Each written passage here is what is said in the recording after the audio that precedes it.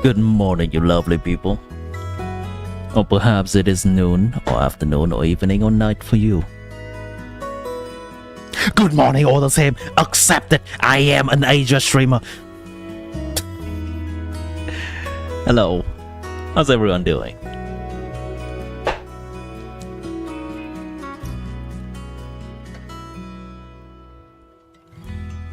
The Hear Me Out list is consisting of characters that you want to hear me out.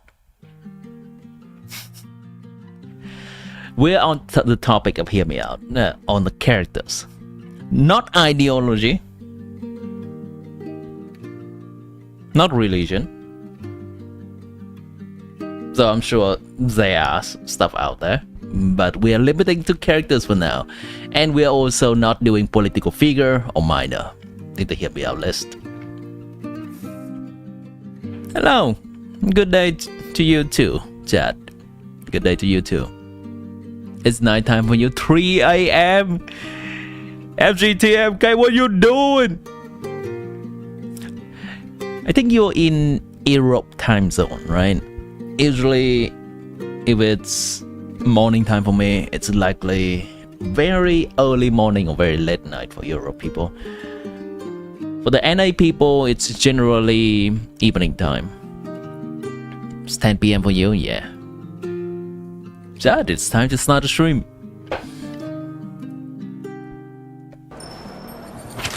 Africa, welcome in.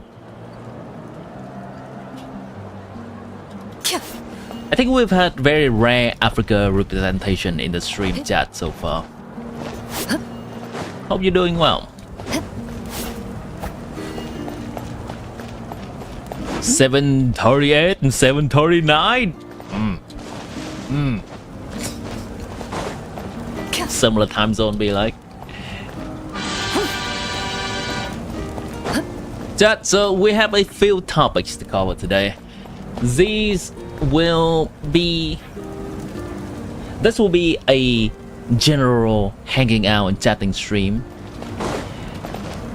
as that's totally in contrast with the stream that's upcoming, the Abyss Help with Walk-in giveaway, just around 11 hours from now. And for now, we're chilling, we're hanging out. We are watching a few, no, not exactly a few, quite a bit, of SKIRK's early access videos from content creator, and we'll be ranking them regarding how hyped they are and how helpful they are. Well, who are you to be ranking big content creators as well? I don't develop game. I judge the shit out of games. I don't make movie. I judge the shit out of movies. And I'm not a big content creator, but I judge the shit out of...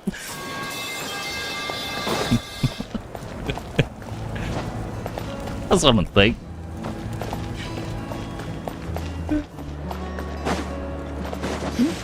It's also an excuse for us to just look at some of my favorite content creators in Genshin Impact circle, and looking more into my one of my favorite characters that's coming up, SKIRK.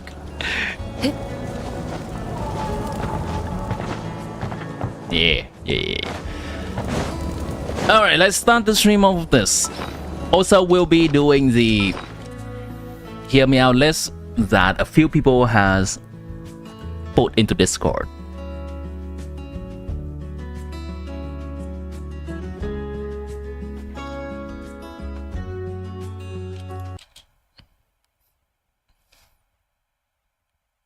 Hello and welcome to my channel. That is I Win to Lose. We're gonna watch this first. Lost 50-50 in Wuwa, no mommy? It's okay, Wuwa's full of mommies. You'll get another. SKIRK animated shot.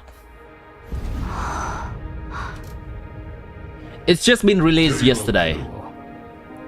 世界の外から来た世界の運命を変えるものを And it's Japanese voice. What's she doing, Chad? Is she training in the abyss? Is she what me? Oh my god, they did not have to zoom in onto that.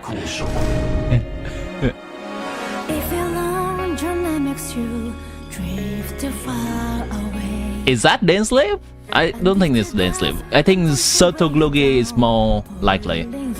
Oh, that's the same pattern as the unknown god from the beginning, and the same pattern as when Mahuika punches the sky. The red thingy. Ah, a falling star! どこに落ちたんだろう Frida and Novelet cameo in my SKIRK animation. 俺に勝ちたければ俺の歩いた道をたどってみるがいい Please not that I stay to wait Oh, the music is in English. Please not that I stay Wait, no, it's not. だが Is it? そこにお前は属すな It is English. お前の家もない Right here you stand I am 私アリスよ waiting for 旅 you の人おしゃべりしましょう What is Alice just greeting every single person that's outside of Teyvat coming in? Casually, Alice. This live.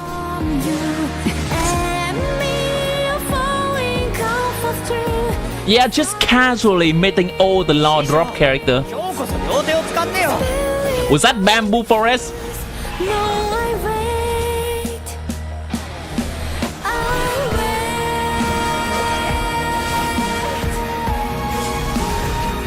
Of course. When Mahuika, all of Natlan and Capitano was fighting some Yi-Yi-Ah war on the surface. Nah, SKIRK's over here fighting the entirety of Abyss. Wait for you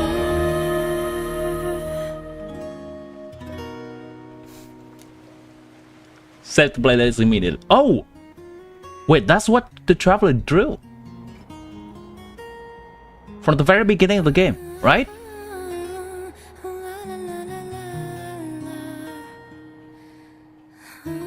Watch the video of Cat with Blue.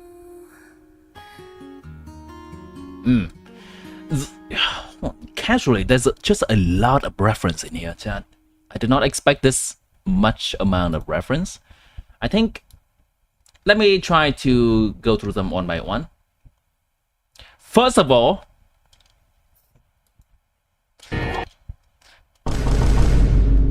Obligated frame stop at this. Obligated. This is a reference to one of their shots, chat. Their promotional shot, SKIRK. But she's now in a black outfit. Obligated stop. Hold on. Is this one of the symbol of the element in Honkai Star Rail? Let me take a look again. Quantum? Honkai Star Rail.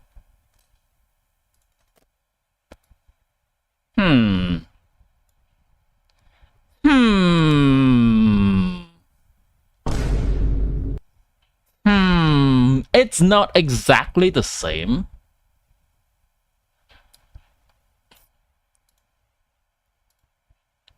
Quantum, yeah.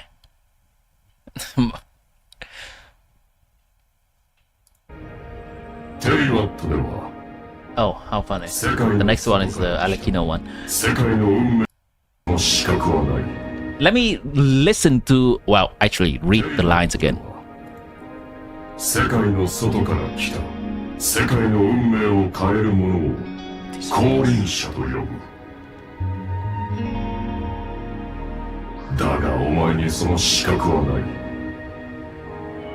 教会を開いたのは俺だからだお前はただの密航者 Damn, that's harsh. If your long journey makes you drift too far away, and if the dust sometimes they weigh you down, pulling you So she's also not from Teyvat, is changing. but kind of.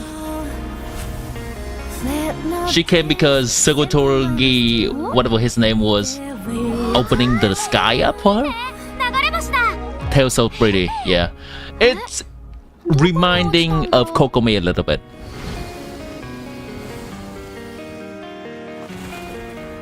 俺に勝ちたければ俺の歩いた道をたどってみるがいい Please not that I stay to wait.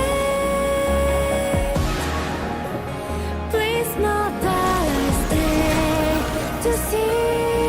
だがそこにお前は属すな All that changes is お前の家もない right here you stand. I am 私アリスよ waiting for 旅の人 you. おしゃべりしましょう Oh wait, Waiting for 旅の人 you.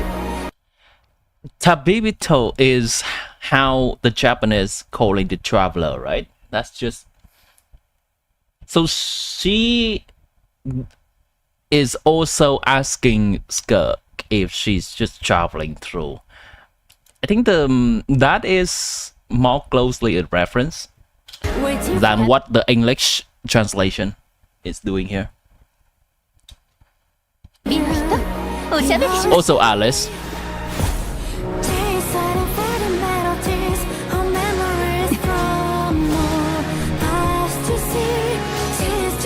Hold on. This... Now, I do not know about this world quest yet. Is this after this world quest has been done, or is this before the world quest has been done? I think after, right?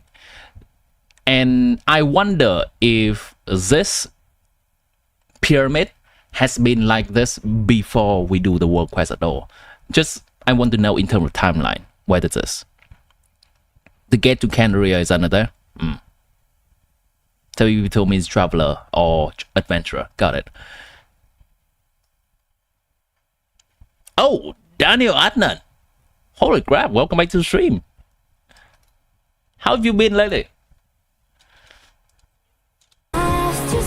So yeah, anyone who's savvy about the world quest in the desert, let me know whether this is before or after the traveler, well, our main character, has been going through this. Just want to know in terms of timeline. Then sleep? Who taught you to wield blade like that? This is obviously after the cataclysm, because then sleep's looking like this. その剣誰に習ったあいつはどこだ Where are they now? He has beef, or maybe he knows Segotori. 師匠今日こそ両手を使ってよ That's Jide.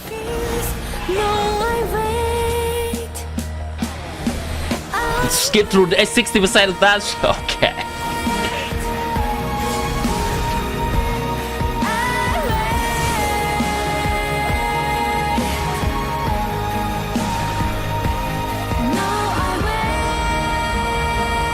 Oh yeah, the music is pretty too.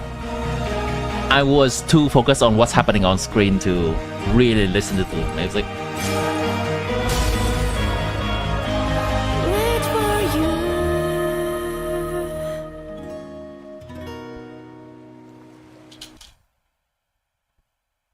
That's what the traveler drew at the very beginning of the game, the opening cutscene of the game, drawing the unknown god to Paimon.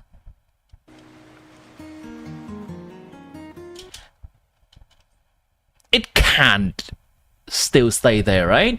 So this is obviously immediately after the traveler, the main character, drew this, because sand doesn't remain like this. It does not remain like this for a day, even for an afternoon even. Then it says this is before the world quest because the flame is no longer active after. Ah, I see. This is before the world quest.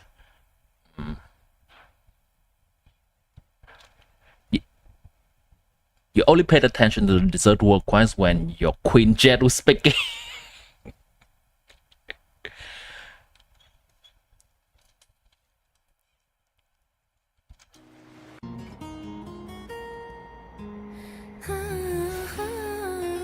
Wait.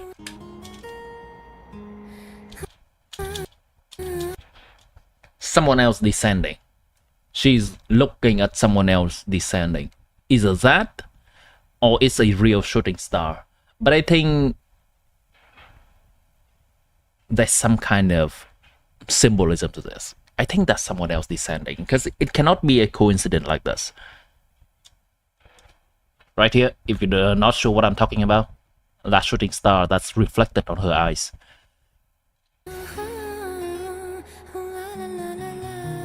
Her hair is hairy, yeah. This is quality animation.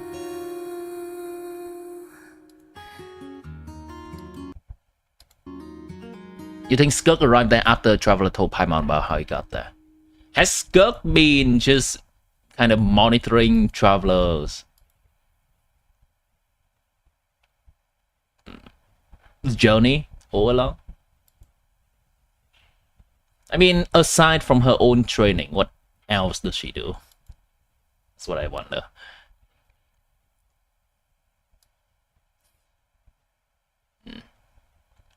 Hey Draco, welcome back to the stream.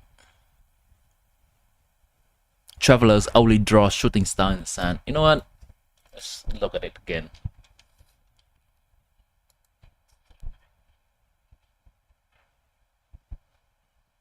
Wait, maybe that's the sibling.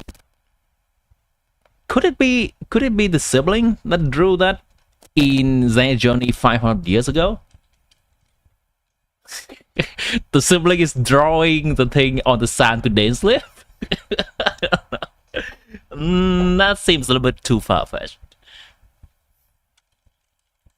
Genshin opening cutscene.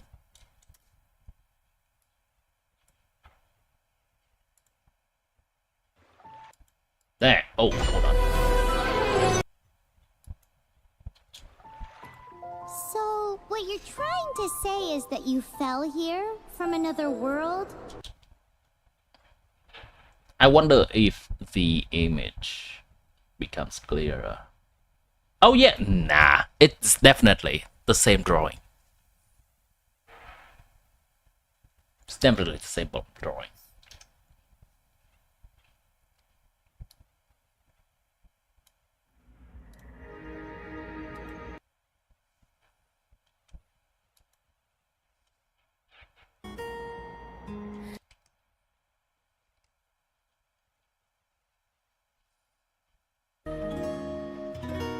You're making YouTube videos and you're high school students, so you busy? Thanks, and you've been good? Yeah, that's good to hear too.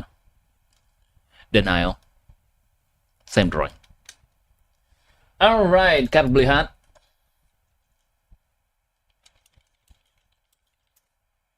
I know it's supposed to be the same word. Okay, cat. I did not even type it right.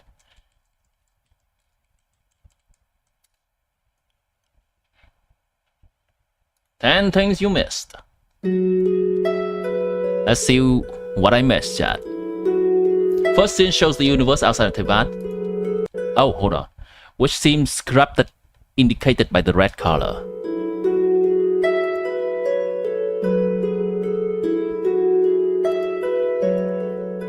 We've seen this red universe when Mahuika punched a hole in the sky. Seems more proof the theory of Teyvat being shielded from a corrupted universe. In which case the fake sky exists to protect Teyvat as well as to prevent anyone from leaving or entering. We also get to see how the fake sky looks from the outside or how Teyvat looks from the outside. It seems to reflect the real universe or is completely dark on the outside, such that it can safely hide the planet from the rest of the universe. So perhaps the Heavenly Principles has always tried to shield Teyvat from the corrupting universe, but in doing so has trapped everyone on Teyvat, preventing them from leaving the planet. However, this fake sky did not exist during the time of dragons before Heavenly Principles surged up. We also know that dragons used to travel between stars at the time of their spaceships. We also know, okay, so Heavenly Principle had to make sure they wouldn't do that anymore. The one speaking to SKIRK in the beginning is very likely SKIRK, one of the 5 sinners of Kandria.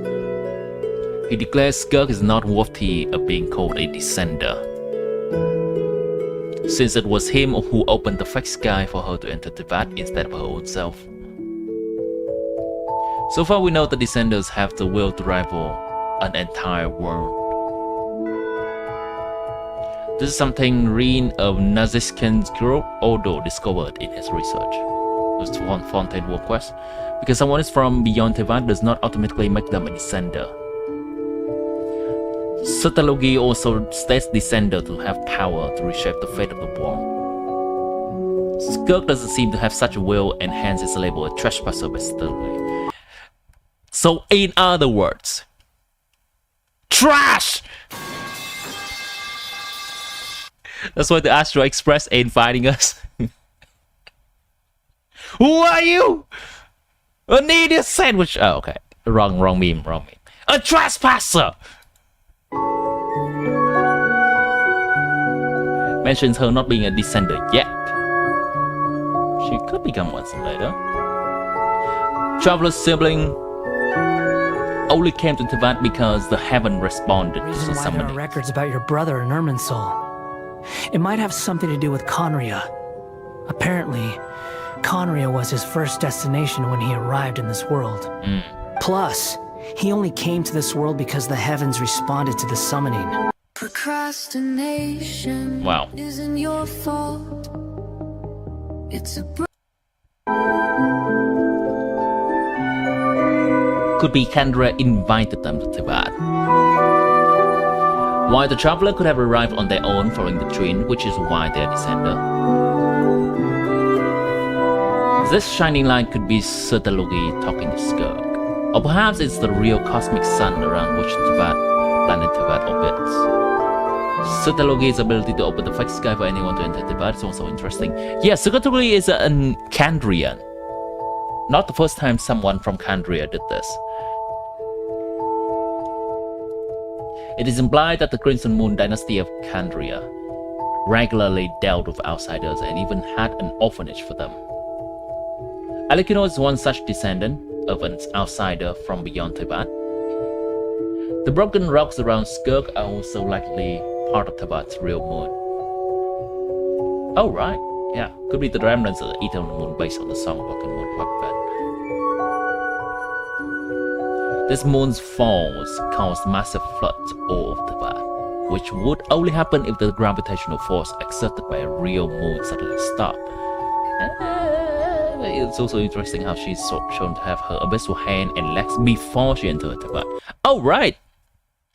Actually, that is the case, since we read a comics yesterday saying that she regrew her limbs with the abyssal energy.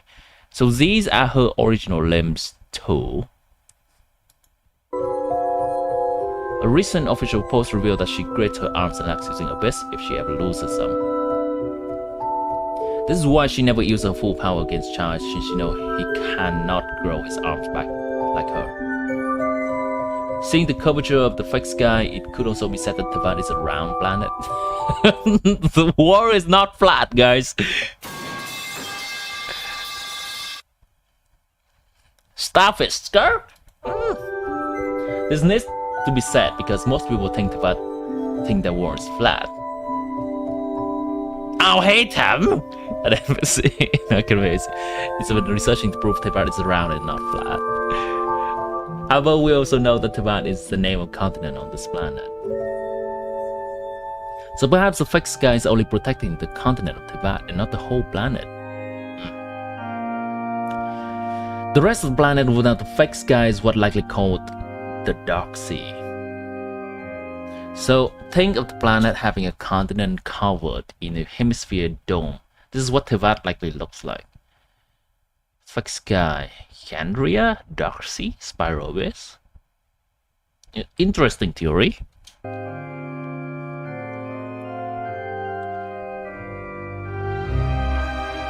The place she enters Teyvat from has huge spiraling clouds. They look very similar to the spiraling clouds when we make a wish. Yeah. There are various theories which try to explain this wish system. Many agree it has something to do with the fate of these characters. Perhaps because Satalogi allowed SKIRK into Teyvat, she also became part of the Ermine Soul, which meant her fate is now tied to Teyvat and will be recorded in the Ermine Soul. The Traveler's fate is not, right? The main character. However, when the Traveler makes such wish, the character's fate becomes theirs to control. And this is a little bit iffy. Dad, SKIRK's coming home next week.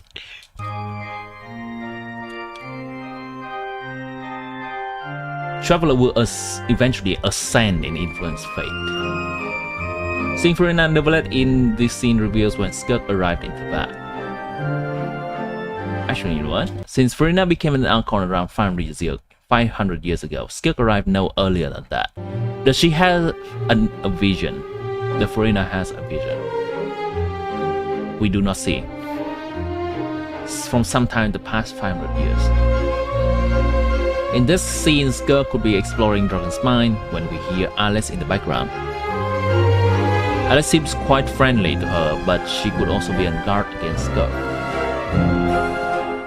Next, we see her exploring the desolate ruins in Sumeru's desert. Seems to have met with Dainsleif. It seems she fought with Dain here since he seems to have recognized her fighting style. Recognizing a fellow hostile to her at start, seeing that she's a sinner's disciple. But after knowing that her goal is to defeat Satalogi, they could have stopped fighting. Wait, that's her goal? I thought she's supposed to learn from Satalogi. What kind of relationship, or teacher and master and student relationship would they have? Seems to be some hostile relationship. Long hair Furina, so no. You know what? Makes sense. Then we see her in Li Yue's Qingxi village bamboo area. Yeah, bamboo forest mentioned. After this, that she met with young Ajax, Tatalia, and joined him. This seems to show how she survived in the abyss on her own for 100 years. We also see this red and black smoke monster, which we've seen in Mahuika's animation before, have we?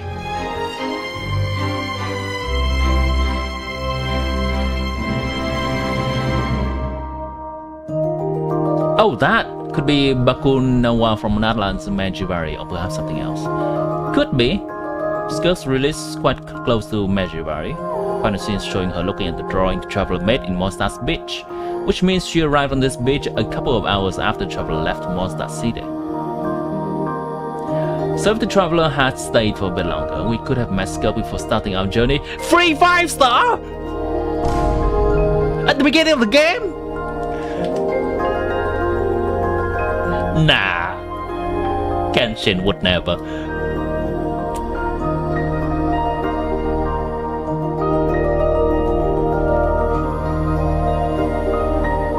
That's some beautiful music. I wonder what is this music. Dream through the looking glass, ebb and flow, names here partly. Is this the song?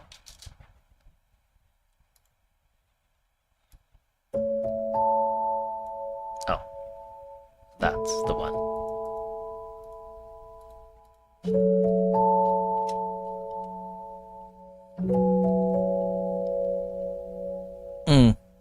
If only. I'll go to the bathroom and be back real quick, chat.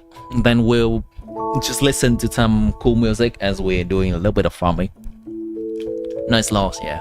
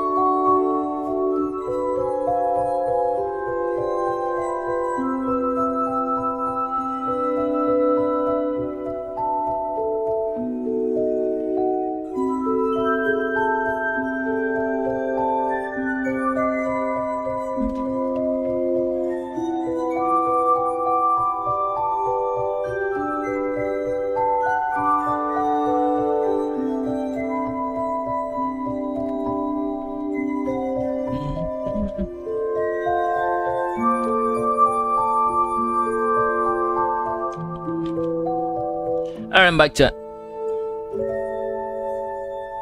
Let's change a few things real quick.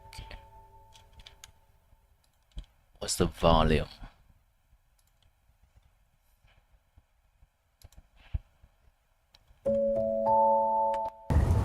Yes, this music is quite trademark in Cat with a Blue Hat videos.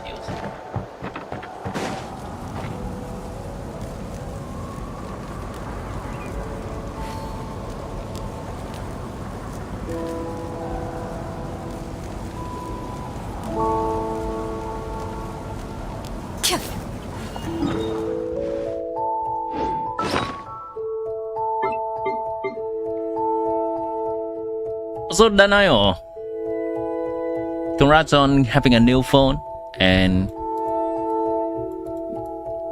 get those subscribers, Daniel.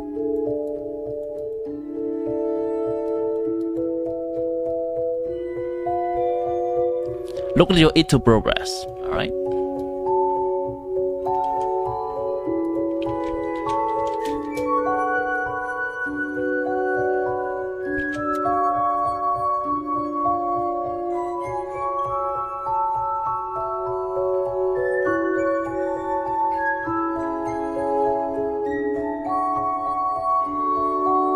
Still quite early into it.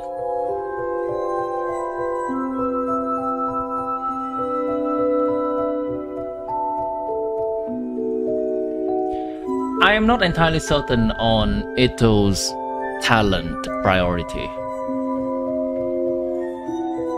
but I think he wants to kind of just max everything, right?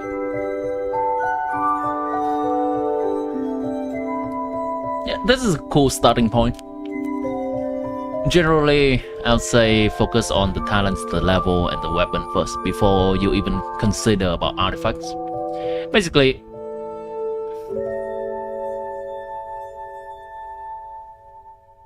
play the game more. My work is easy because I use ClickUp. Here's how I keep track of all my tasks. I start by breaking down everything I need to get done. Wait, is this? Ah, okay.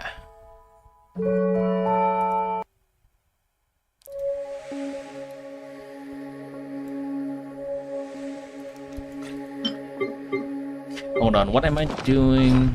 I am farming for this weapon.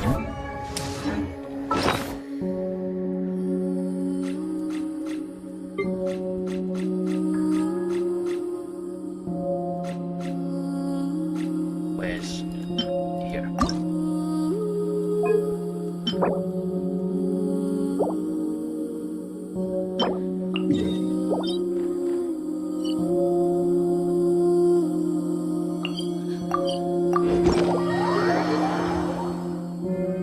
You love this soundtrack? Yeah.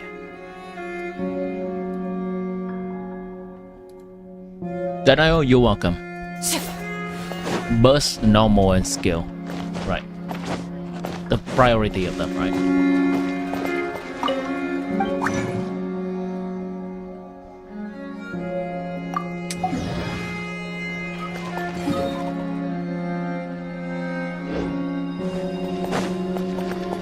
Add as.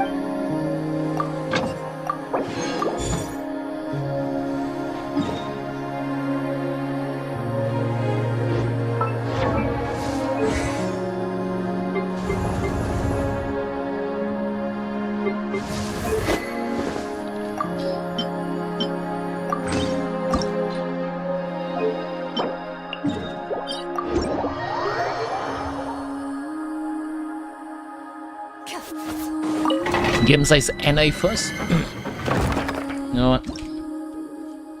Let's look at the source for this. Ito kitchen main.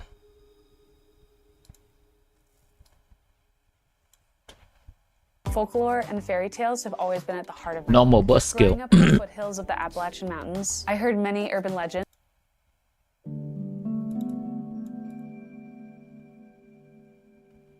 Sounds similar to Noel.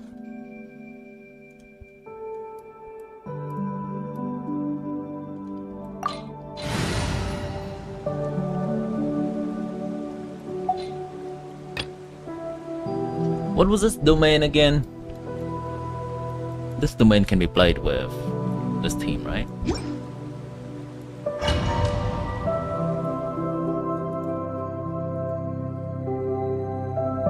Team, drink some water. I just drank some water.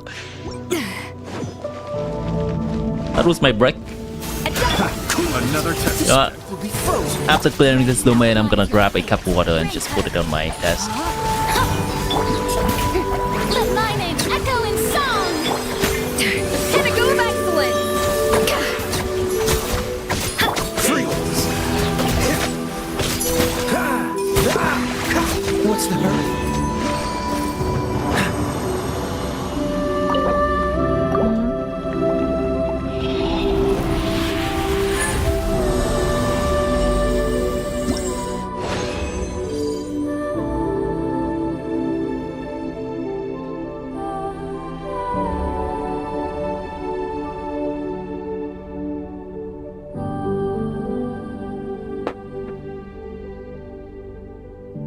With lag today?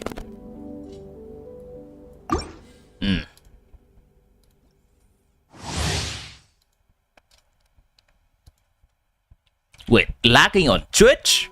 That's new.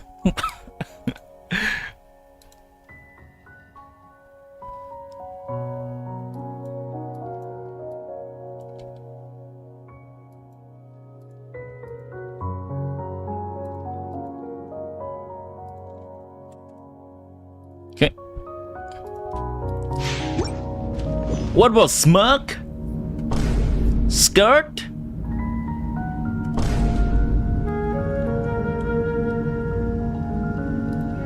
There you go, chat. It's time for the meme again.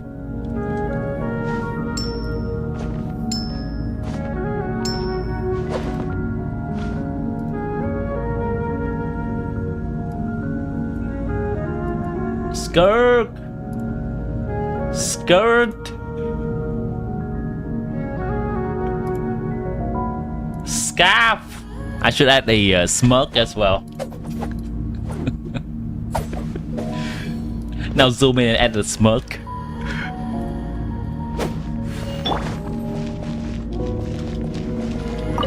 Eat some dinner, then you'll come back. Alright.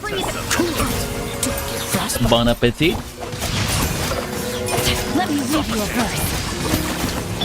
Yoo-hoo! Time to shine!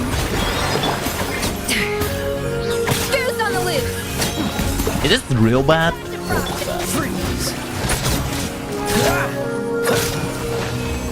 I actually cannot see how my Twitch stream is doing because I cannot see my Twitch stream at all unless I switch my VPN region.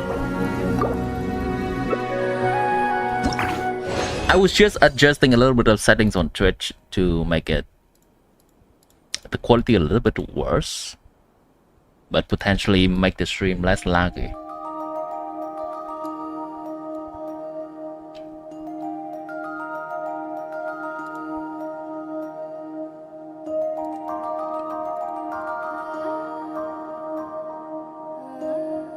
Try that.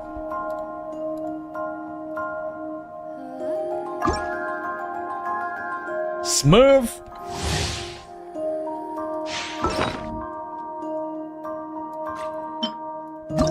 How's my Chi-Chi doing?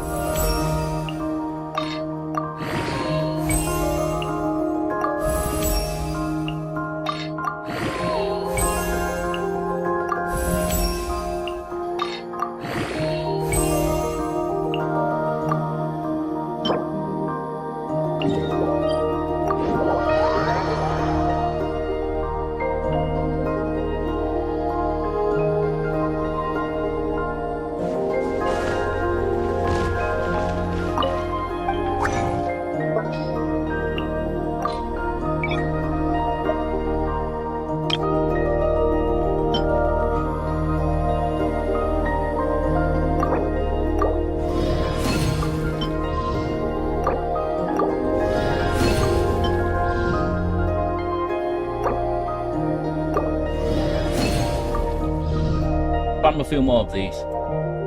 Okay. So I think one more 4 more of the silver things should be enough. So likely 1 more time of fighting the domain. Procrastination isn't your fault. These things again. YouTube is better than Twitch today.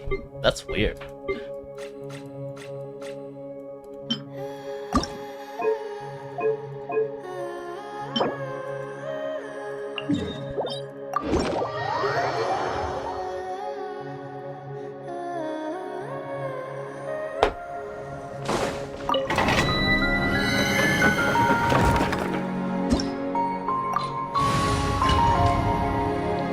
I cannot really remember when I've heard these songs before, but they all sound extremely familiar. Another test subject. So sorry. No, my soul! Rain cutter! Rain outline! Shower me with praise!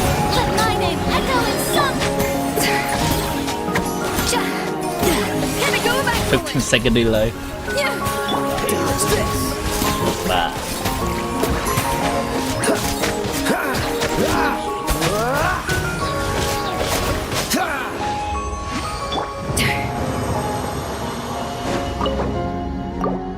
Alright, that should be enough. Hold on. That's not enough, actually.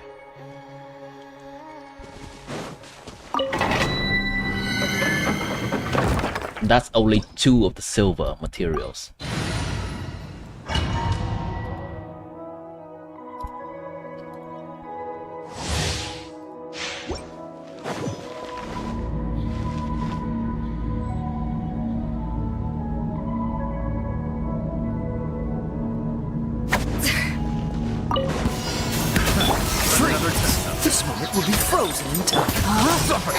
Witness the power of Gua. Fontaine Ocean Music, yeah. Strike a pose. Let the world come alive.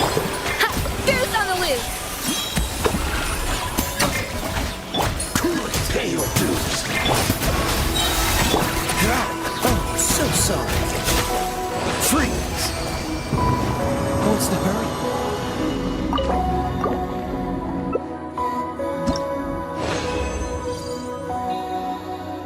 That's enough.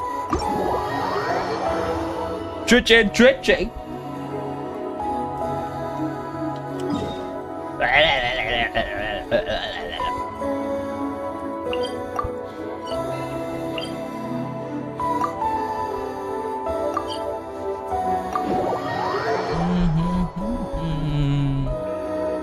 Your favorite is following the torrent.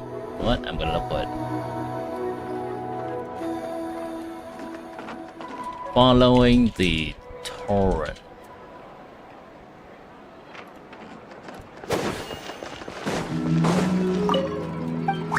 Ah, this one.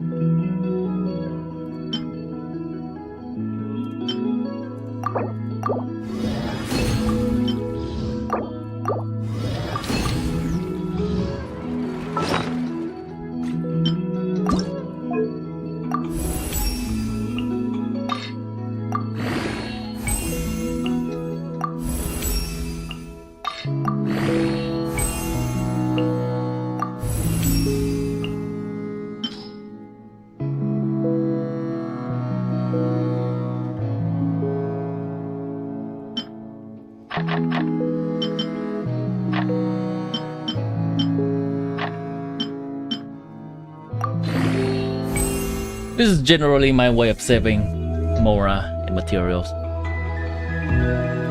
Level it up to 85.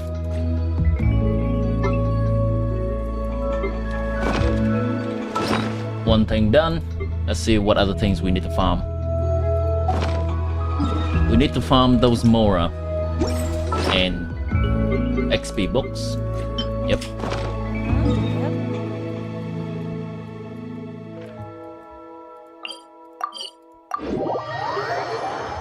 Why is there no 120 FPS in Genshin? It's 2025.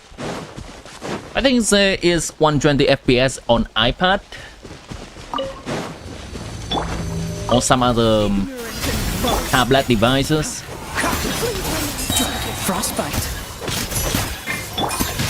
Body and mouth, let me weave you a verse. But for some reason on PC and PlayStation and Xbox, there's none of that. At first, the flavor.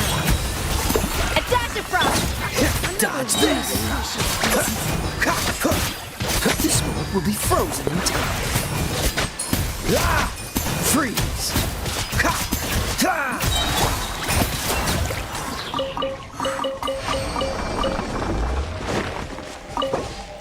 Time to act.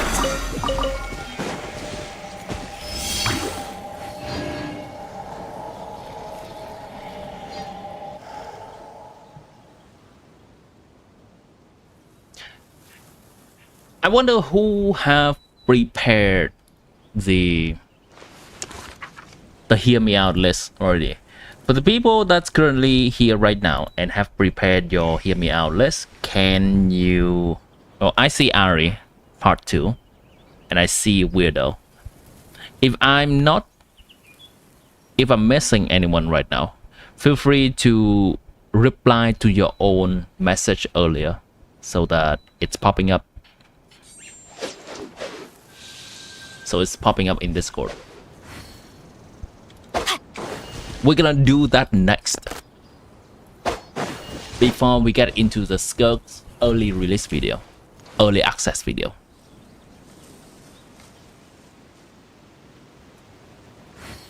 Do that. Do that.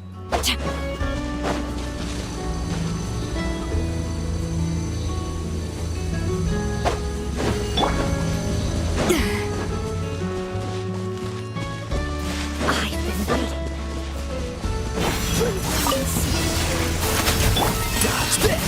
Don't get frostbite. Rain cutter. Know my sword.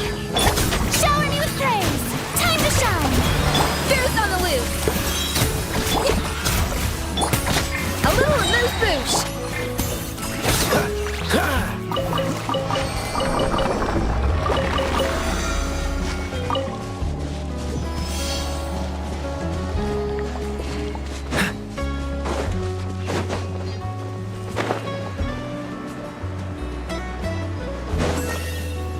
What's the hurry?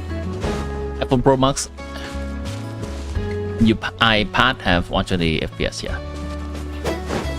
Yours is so long. Oh no. Oh no. So jump that way. Thank you. Shouldn't get careless. Freeze. This moment will be frozen. Off to the breach. Witness the power of Gurwa. Let my name echo in song. The pinnacle of excellence. Cool it. Thank you for joining the party. Oh, so Miscalculated. Freeze. Rain outlines your fate. Rain cutter. Yoo-hoo! Time to shine. A little loose boosh.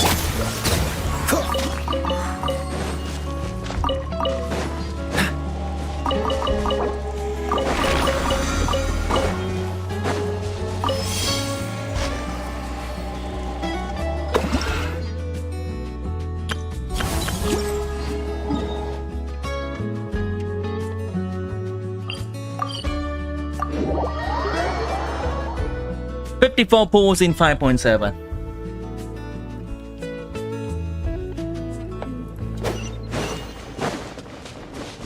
That's looking a little bit low. Geo wings on Kaya? What's wrong with it? It gives him protagonist energy.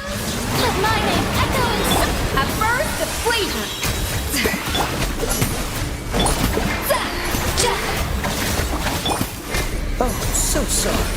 Dodge this.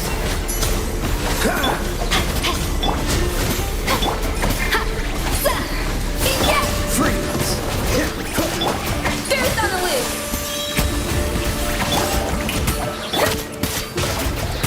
Cool it.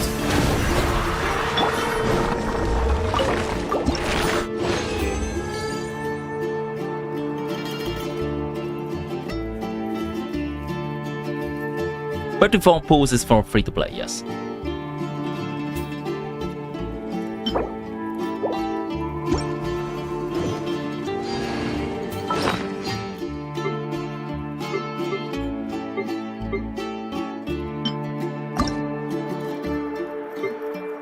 Already done it.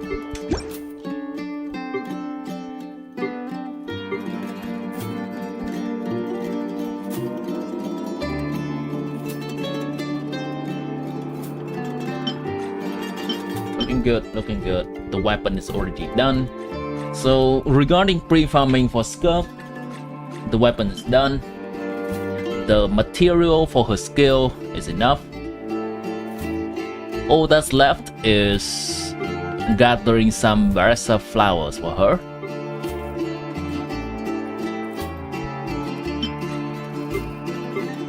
Getting some of the boss material to ascend her.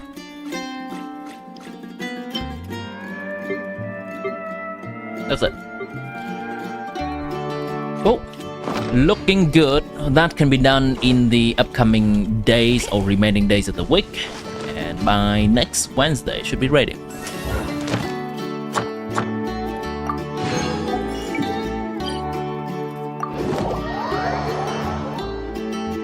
$74 walking. Sounds about right. And battle pass, right?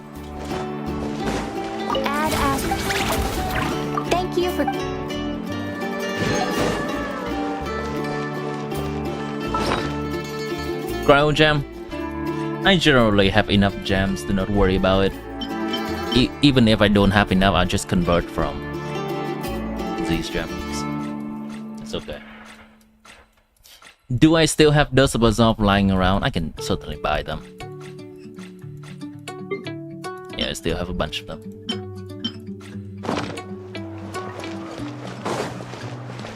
It is the norm nowadays for characters to have boss material that is not exactly their element anymore. Which is unfortunate, but it is the norm nowadays.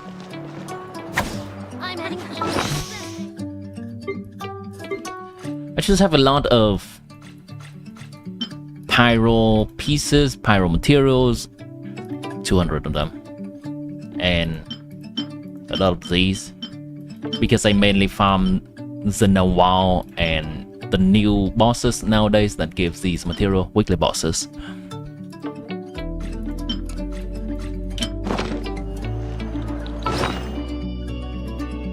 It's like 9 per conversion though, right? I mean, it's exactly 1-to-1. If we're gonna convert one of this small piece into one of the cryo piece, it's costing 1 Dust of Resolve.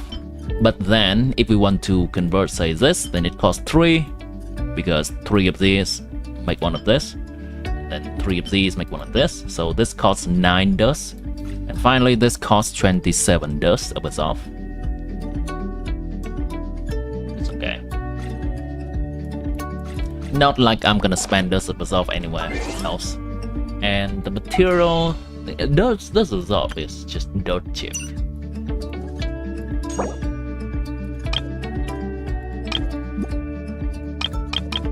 It's very cheap. This is already a 100 of them for the price of 50 of these. But I'm not gonna buy them now. I'll buy them when I need them. 19 more boss match, 27 maybe. Yes. The total requirement for leveling a character up from level 1 to level 90 is 46 of these. So this means I need 19 more of these. 19 more of these with war level 9. I will always guarantee to get 3 of them each time I fight the boss.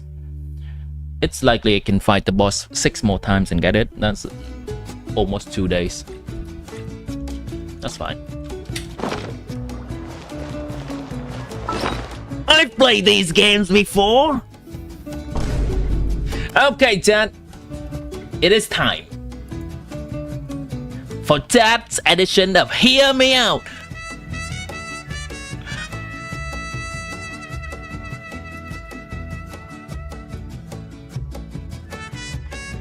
This is weirdos.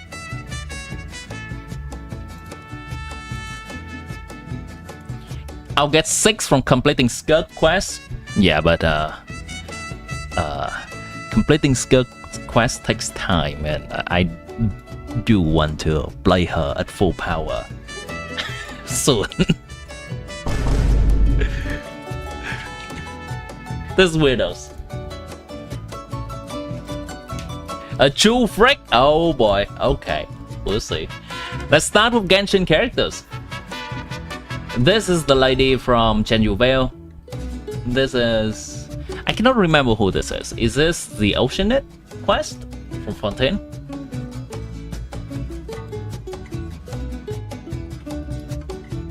Anime characters.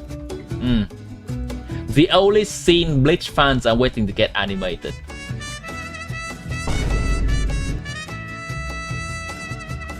Ah, yes. Yandere characters, Yunugasai and Anna.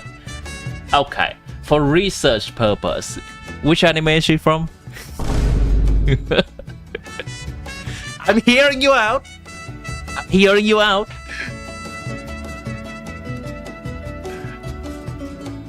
Get the pig hair away.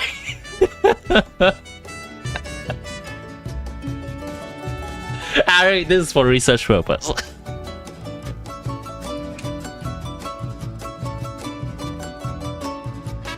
You know, guys, sure.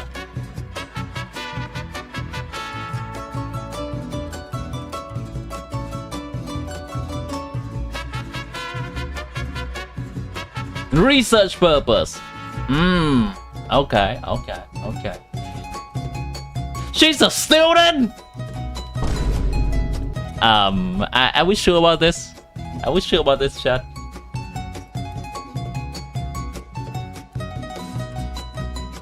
As Death.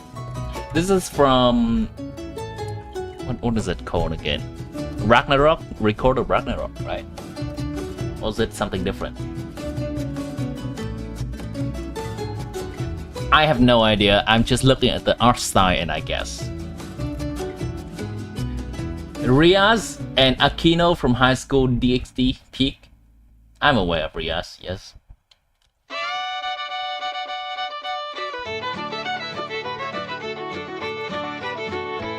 No gay allegation, please. Toji and Anos.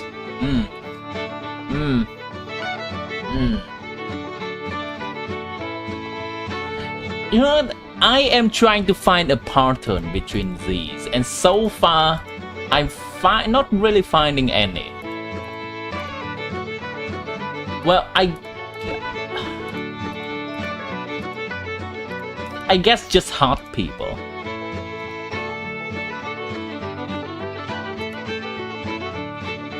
Jin Si Huang from Record of Ragnarok. I guess just hot people. Just one night's all you need. There can only be one king in the world, and that man is I. Gilgamesh from Fate. Nice. No one talk about him, just you know why my username is... I have no idea. Cool. Is this supposed to be the same person? Why is he donning this? I don't know. Sweet. Griffith? That's the name? Why is Ari just alternating between Twitch and YouTube? Both too innocent for this one. I'm hearing you out. You have a chance to tell me. You have a chance to corrupt me.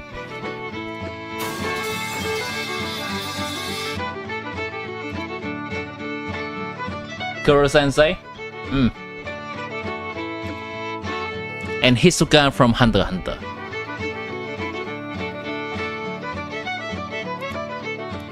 So far, there is not really a theme that I can get from these. Like, there are a few recognizable patterns-ish, but they are not really coherent enough to make a theme. I'll just say, yeah, these are the people interested in hot people in general. Hisoka finds it, but not hearing you? No? No?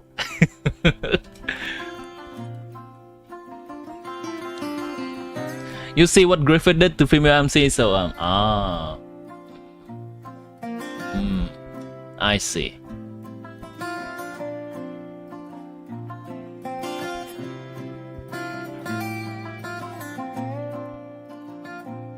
Is this safe to show on stream? Or should I not? Should I research this on stream?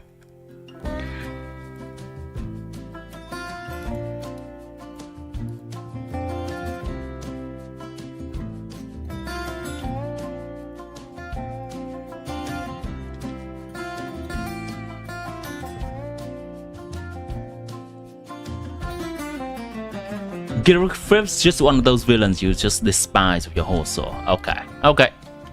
Then let's not.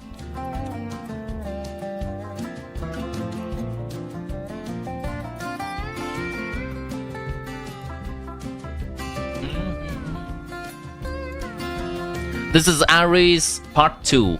Hear me out. Are we hearing? Chat, here? Igris solo leveling. Okay, and you know what? I have no problem with this. I have no problem with this. Mans has immense drip. Oh, okay. So this is just after the solo leveling arc. Yunhu? Yeah, so far this is seemingly similar enough to your Hear Me Out first edition, part 1. They are all cool looking characters with an edgy side to them.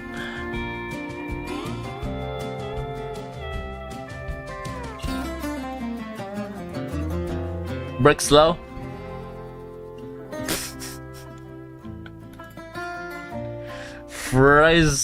Fresto AFK journey. What is this guy looks like a character from a game in 2010, 2015. I guess AFK journey is a game. Yeah, cool looking guy. I'm hearing you out, yeah? Burial AFK journey. I have tried this game before, but it seems to be another gacha game, and I do not have the capacity to play another gacha game. Aries furry? I would not say these are really furry. It's a 2025 game. It's DD. This is just mildly. It's not even furry.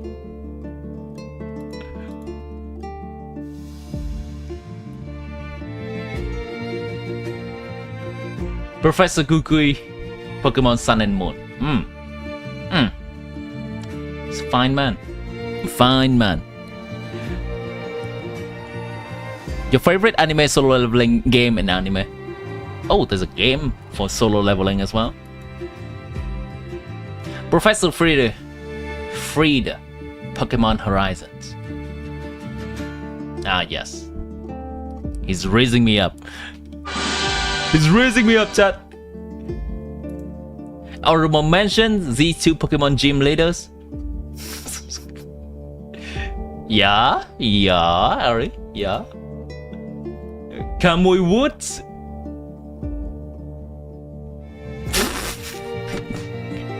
Is this blood just wood? Is his body just a log?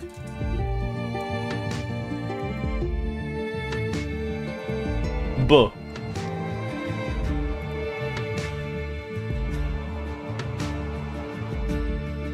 Wait, is that the same guy? That's the same guy. I want to know, is his body just wood, period? Perhaps. Okay. Wow, this list is long. Wait, we have to sprint through this a little bit.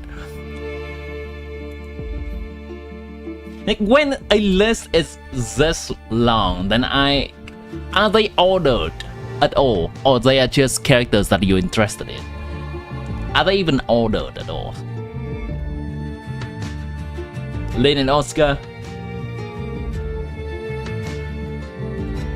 This is looking like a very fine man.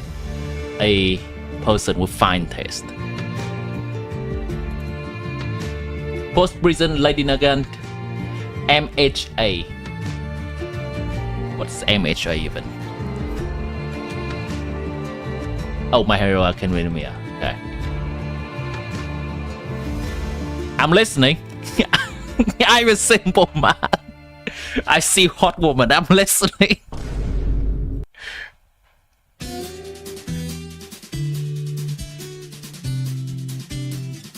Another My Hero Academia.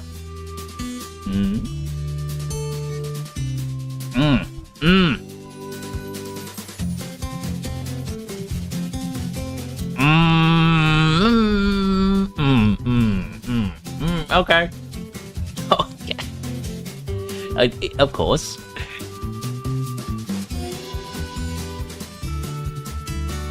Another edgy man. Edgy. Another edgy man. Yeah, you did. You do love crazy man.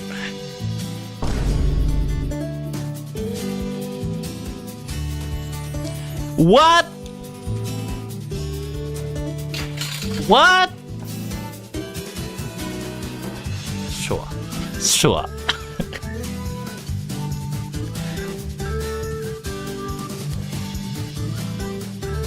Sure. Okay. Okay. Sure.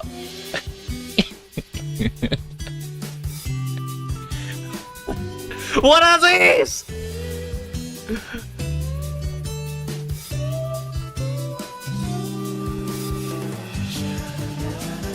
You know what? At least these guys are portrayed very human-like.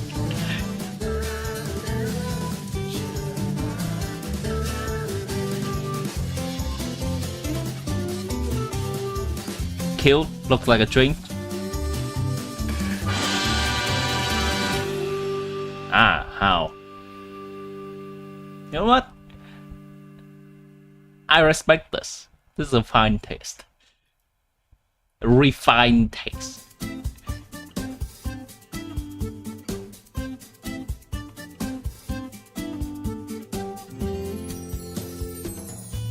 Huh?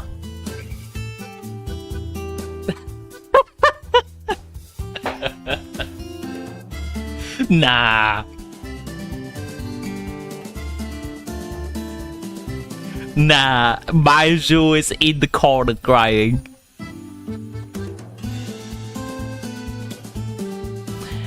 I saw this art before. Yeah, this is swapping the person and the pet. This is Baiju.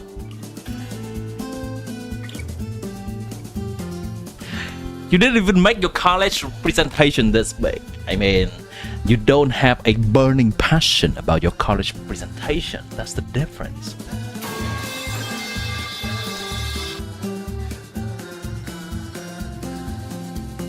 True form Suguna. Z specific Miku Pokemon collabs. Okay. Oh. These are cool arts. Not gonna lie. I mean, these are not even characters with any personality. They are just pictures, right? Okay, all artists K-pop. You know, some people don't like feminine men. Separate pages. Hongjung, those you who remember your OG YouTube username. I mean, I often see your YouTube username. It's Jung something, right?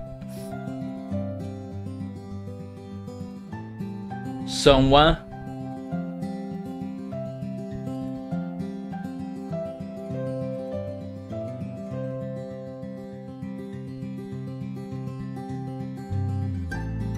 I'm nodding. I'm nodding. Sure. I'm nodding.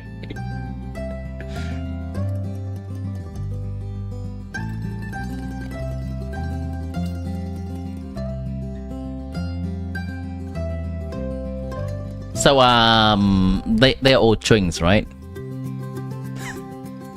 They're all twins, right?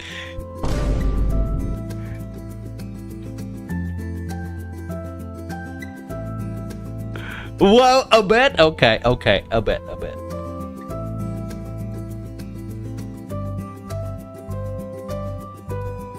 The end until you find a new thing to sim for. Pop quiz. Who do you think is your favorite? Two favorite artist members. Jung and someone else. Finally.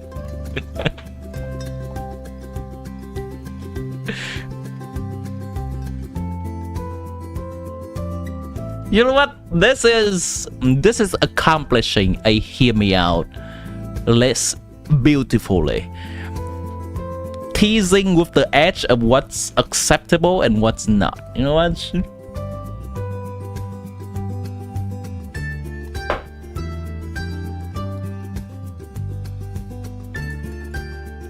Who's that? What to do?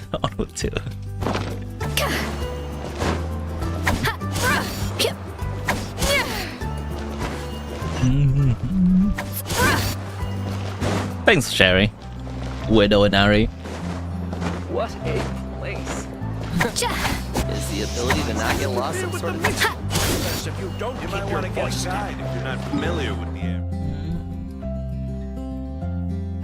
Let's see, that's done. Oh, very cool.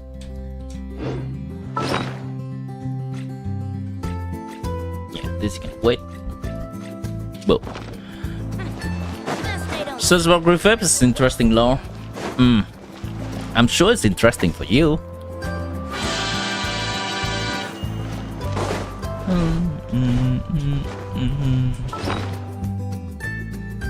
Alright, time to do this, chat.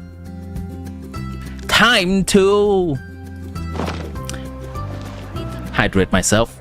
I'm heading east. What sort of color is this? I am thirsty after looking at all that live slideshow for some reason. Best I don't see you over in the west, then. An important part of cooking is making sure the ingredients absorb the flavors in the dish. To that end, a chef must be able to wield a knife with the same level of precision as a surgeon. Practice makes perfect. What a place. I'm heading east. Surprise, everything's ready. What sort of now we just need the color right is person to this? show up. Rotten onion skin?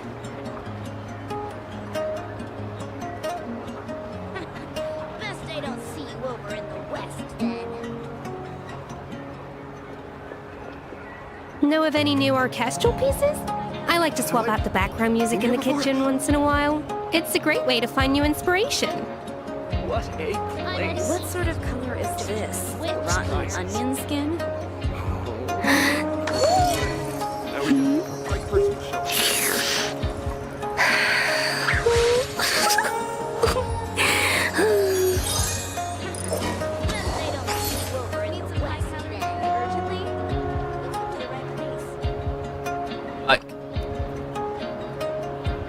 Have I been here before? What sort of color is this? Rotten. Oh, hey, Kitana. Everything's ready. Now we just need the right person to show up. Did you sign yourself up for best help? You cannot remember it. You did not.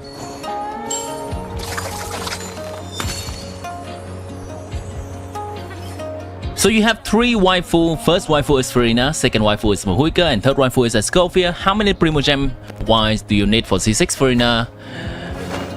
Farina and Mahuka C6 and C6 Scotia. So find the amount of Primogem that's required to get one C6 character and just times by 3.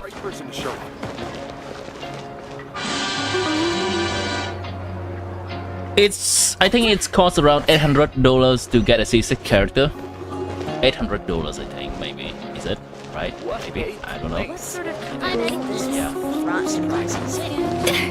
It costs $50 I think to get one of these top-ups for 8080. Is this $50?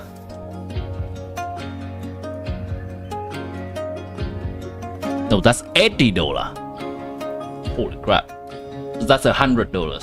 I think this is $100 pack, right? The people in US server where it has the price. Is this a $100 pack? The latest one.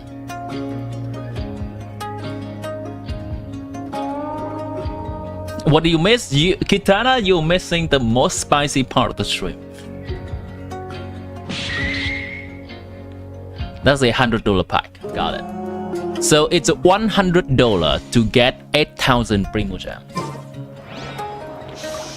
You'll interfere with the mixing process if you don't keep your voice down. Everything's ready. Now we just need the right person to show up. Best I don't see you over in the west, then.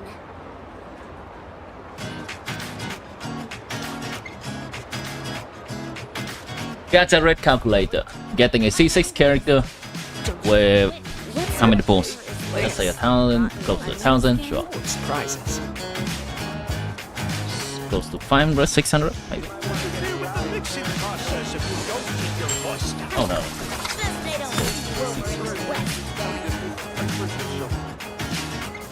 No guarantee, no current pity. So a 50 chance at getting a C6 character.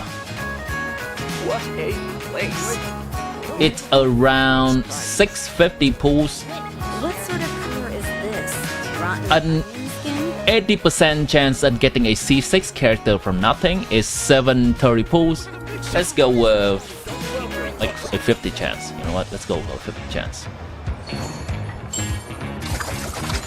643 times 160 divided by 80. So you're gonna need to buy around 13 of these packs. What a place. Surprises. Even the most unassuming. Let's say 12 because you're gonna get some refunding because you're wishing for so many things and you're gonna get stuck little. Sense of smell, a refined palate, and an open mind. Upward of $11,000 or $1,200 for one C6 character.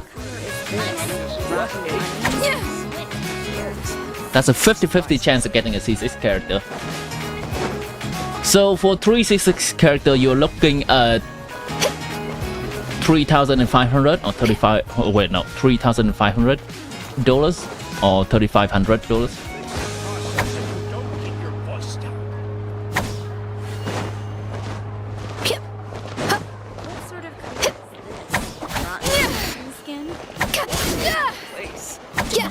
You want to spend like $200? That's rookie numbers. 3,500 for a 50-50 chance of getting all of those C6.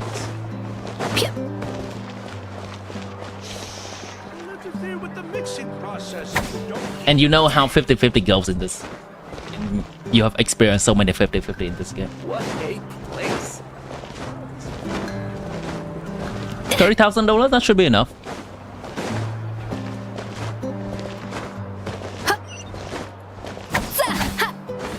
They are 4-0 after the comma. So I'm not sure whether you're saying 300,000 or 3 million. 6k Primo, SKIRK went. 6k Primo is around half of the soft kitty. $200 just to secure 1 5-star. It is expensive, yo. It can get very expensive.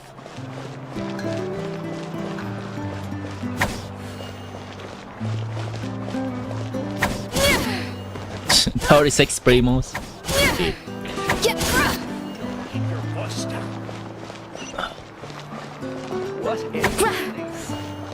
So let me show you something. I'm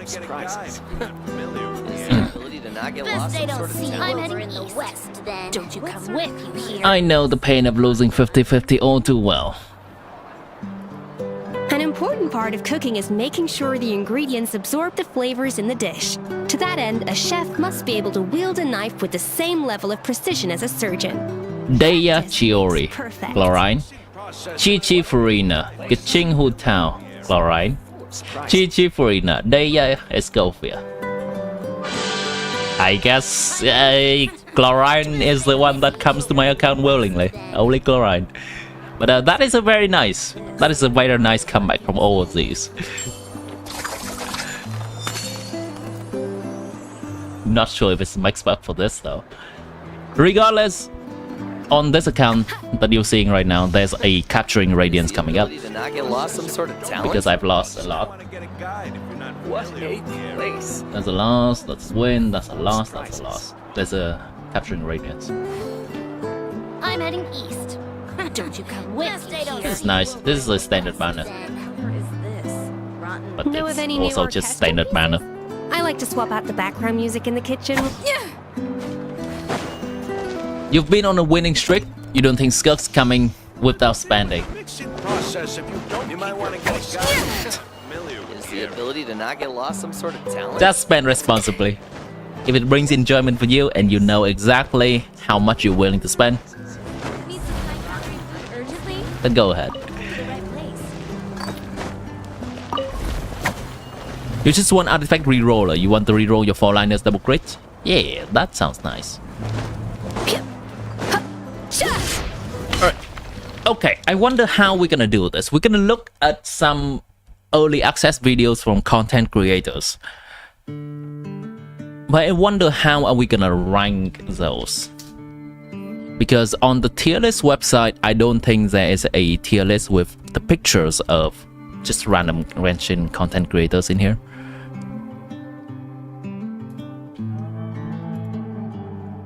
Let's see, this is the tier list website. Categories? New tier list?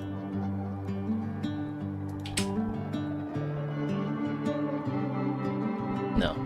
Make a template. Categories. Can I even look for a tier list of Genshin content creator? Is that a thing? Alright, make a template. Genshin content creator.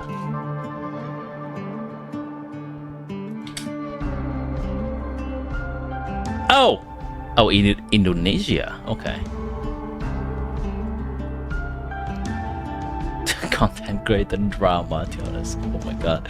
I don't even want to get into some of these. Your first capture was accidental Lini. Wait, what do you mean by first capturing Radiance? Lini is not even coming back from the moment of capturing Radiance.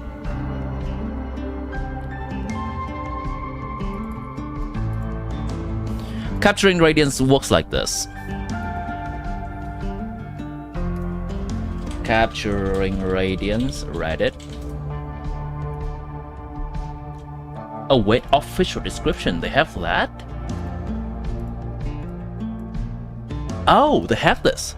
Okay, base probability of triggering capturing Radiance is 0.018%, including the possibility of triggering capturing Radiance when winning a 5-star. There's a consolidated probability of 55%.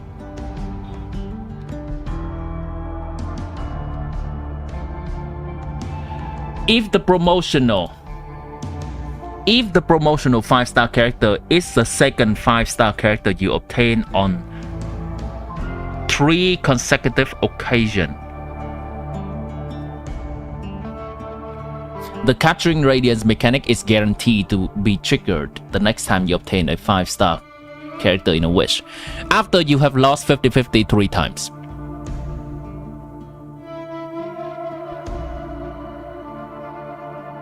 Capturing Radiance will trigger.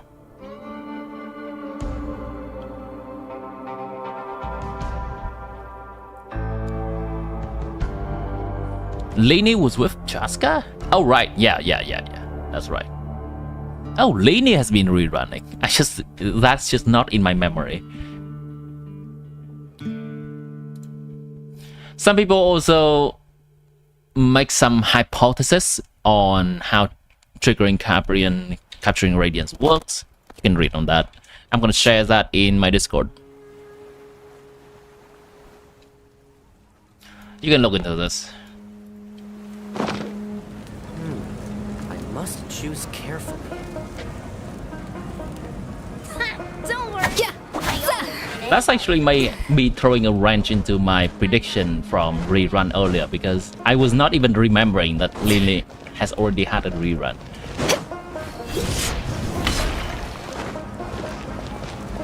So you need C6 SKIRK, or with the C6 she will be strong? She will be strong from C0. If you have Escopia.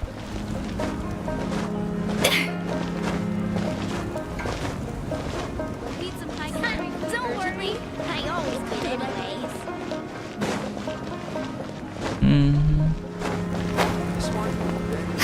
I'm not entirely sure at which constellation will SKIRK make up for not having Escopia. Sorry, I'm always like this. If you're gonna get SKIRK, she can be well acquainted with your center. I always win anyway. You know what? We can do that.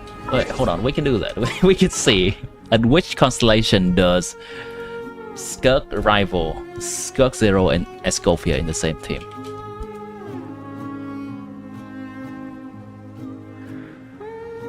This is very scuffed calculation. Very scuffed calculation. Just curious. Does a C2 do anything special? C1 does a little bit more charge attack. 10 additional serpent subtlety point.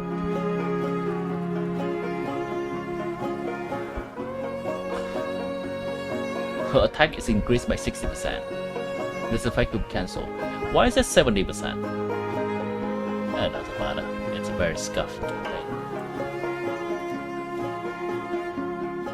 Holy shit, guys. Hold on. Holy shit. Let me double check the field tables. Yes, I think. Constellation. Yeah, this already has Constellation 1. Okay. So SKIRK C2 is equal to SKIRK Escopia, both C0. Sounds about right. You can search on Google. Yeah. I mean, I don't have to search when I can do the calculation myself. I don't think anyone has really put effort into that question. Which SKIRK constellation is rivaling SKIRK C0 Escopia 0? That's a very niche question.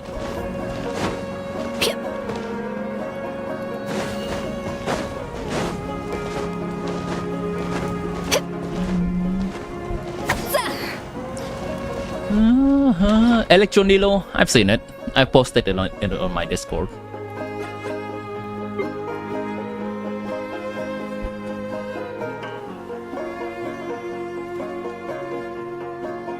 Okay, we're gonna have to do this. Stop procrastinating.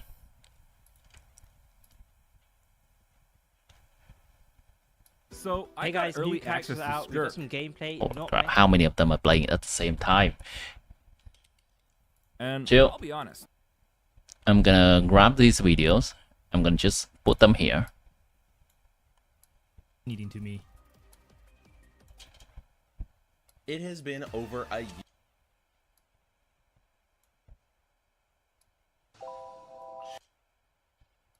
Hi, Margaret. Skill mode, so pretty much the same. Okay, this is from Gacha Gamer. This is from I Win to Lose. It's from Jamie. Who's this? Wait, who's this? Voltia.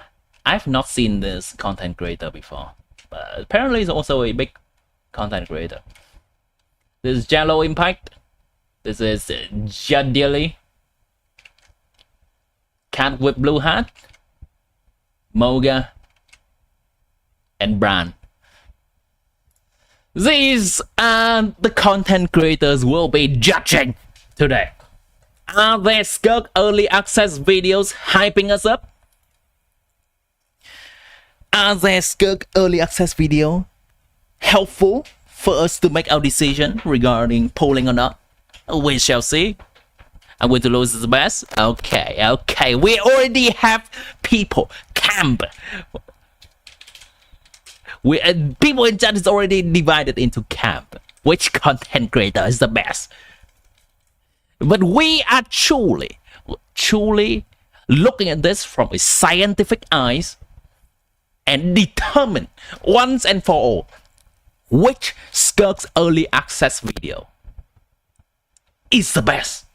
Now, granted, this is not a reflection on any Genshin content creator entire channel. This is just a single video, and we're judging whether those videos are sufficient or it's doing a good job at hyping us up for SKIRK or giving us useful information about SKIRK. I think that we're gonna make two tier lists. One tier list is gonna be hype, and one tier list is gonna be useful information. Okay, let me make a new tier list. It's gonna be a little bit scuffed. I'm gonna have to take a few screenshots. Make your own template. New tier list, single use template. Okay.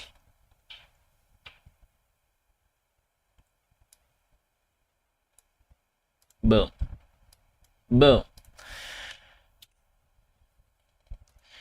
Let me repeat the premise of this, chat. Why am I doing this? And what qualification do I have for doing this? Well, if you look at me, I am a content creator of my own caliber with 2,000 subscribers. So a reason for me to do this is absolutely to judge the shit up. I'm sorry. To learn from the best content creator in the Genshin Impact community. Cinema! Chat, I'm no game developer. I'm judging the shit out of games. I am no movie maker. I'm judging the shit out of movies. So, as a content consumer, I'm gonna judge the shit out of content creators. And we're gonna see some hype SKIRK stuff. We're gonna see some of our favorite Genshin content creator. Let's go. This is Gacha Gamer. So I got early access to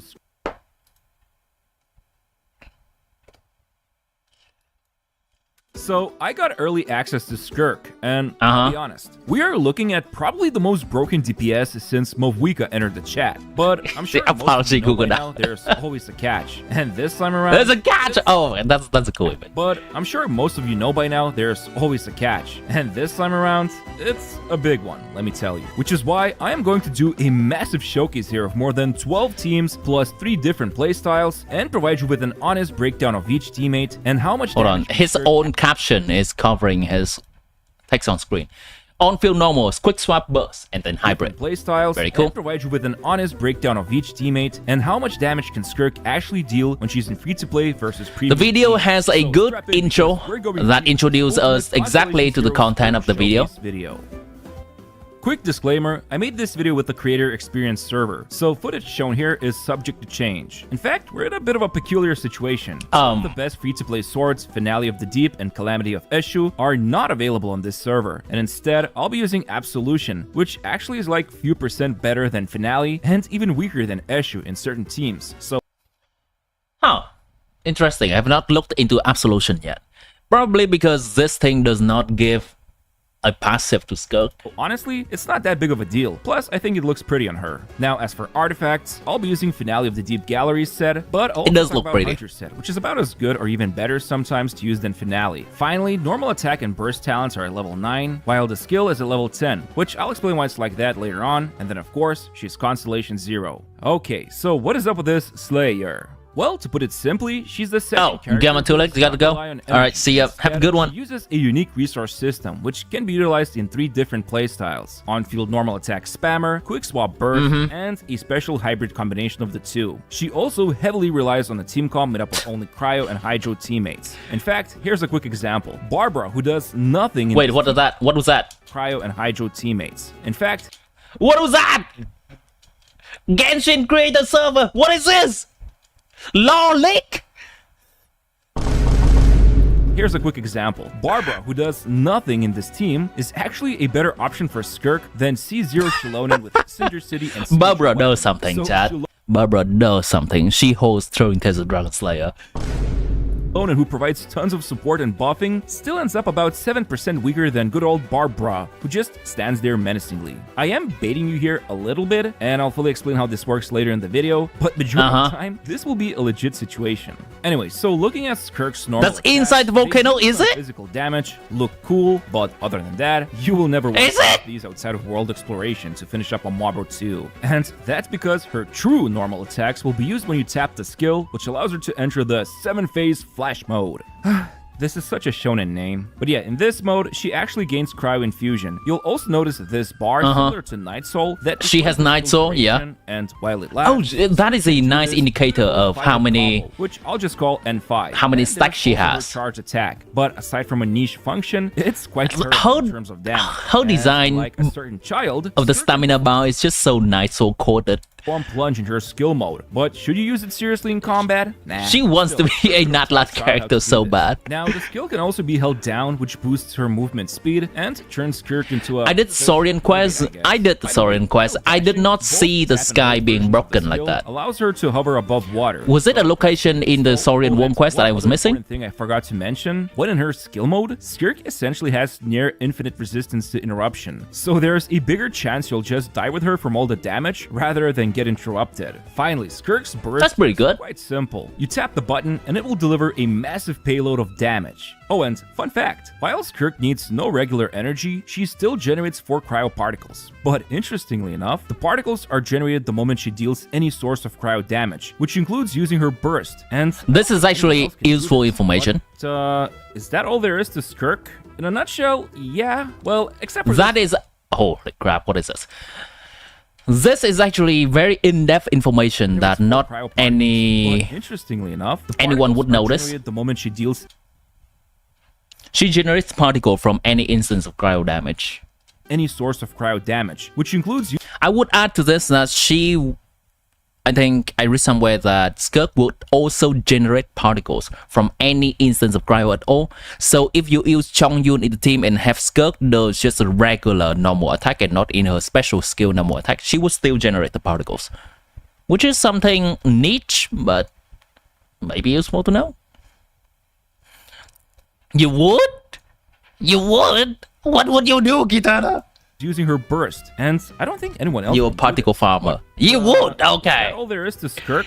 In a nutshell, yeah. Well, except for this little support I glossed over. Serpent Subtlety, the unique energy system that SKIRK relies on. Basically, you can gain 45 points of Serpent Subtlety when she uses the skill, and then the only other way to gain more of it has to do with her first passive. When anyone in the team causes Frozen, Superconduct, Cryo Swirl, and Cryo Crystal, yeah, there are these rifts on the ground. Will appear. 3 at most can exist, and by themselves, they do absolutely nothing, and it's up to SKIRK to consume them. If she's in her tapped skill mode, then by using Charge Attack or the burst button, she will absorb all void rifts on the field. Oh, wait. Then by using... Oh, this is a cool indicator. Or the burst button. This is just basically indicating how many of the rifts we currently have on the field that's not absorbed yet. Which is a little bit weird, but okay.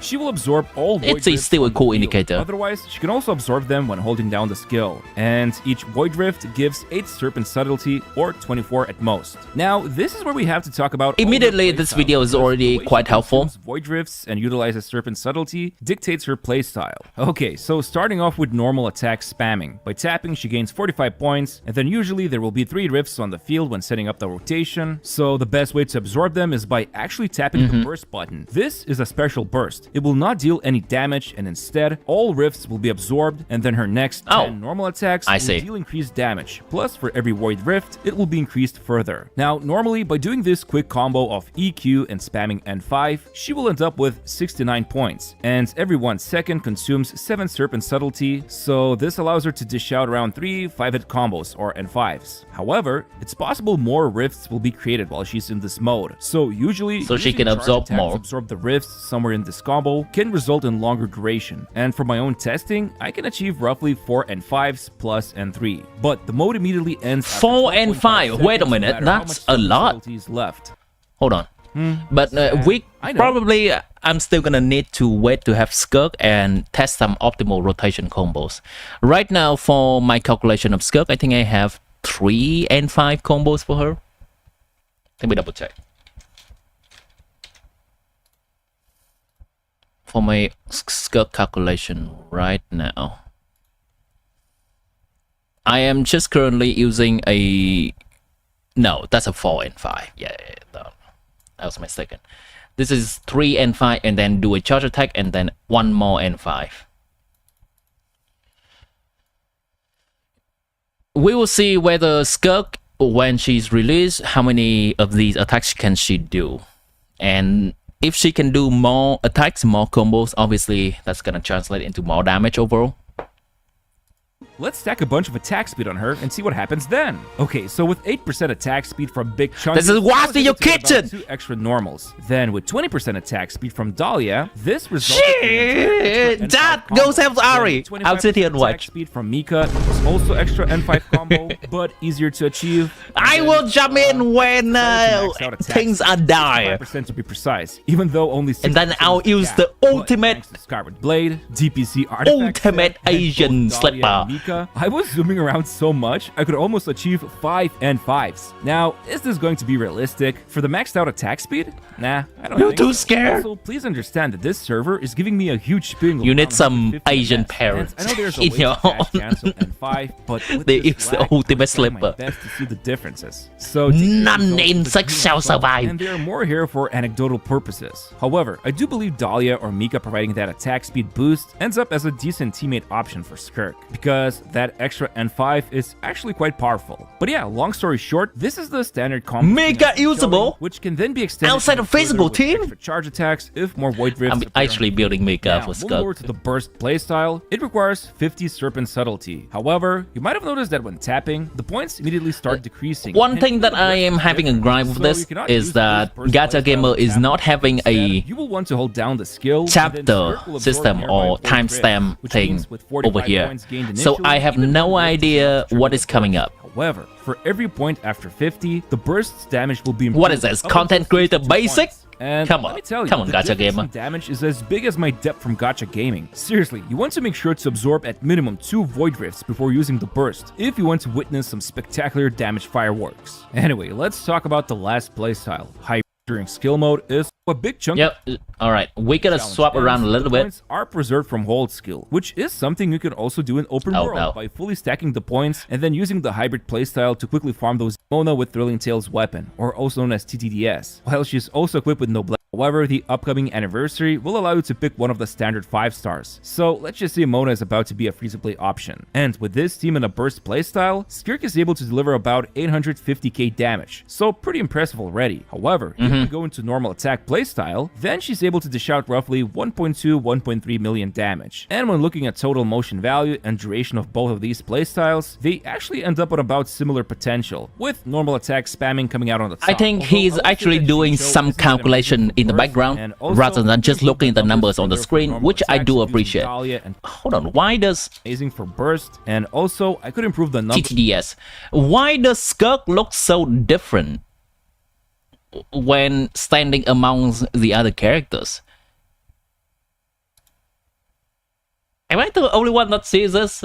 Or maybe she's just a new and shiny character that we're not used to. But on the same screen, there's also Dahlia, which is new and shiny, I suppose. She looks like she doesn't belong. She looks like she's a copy-pasted Photoshop character in here for some reason.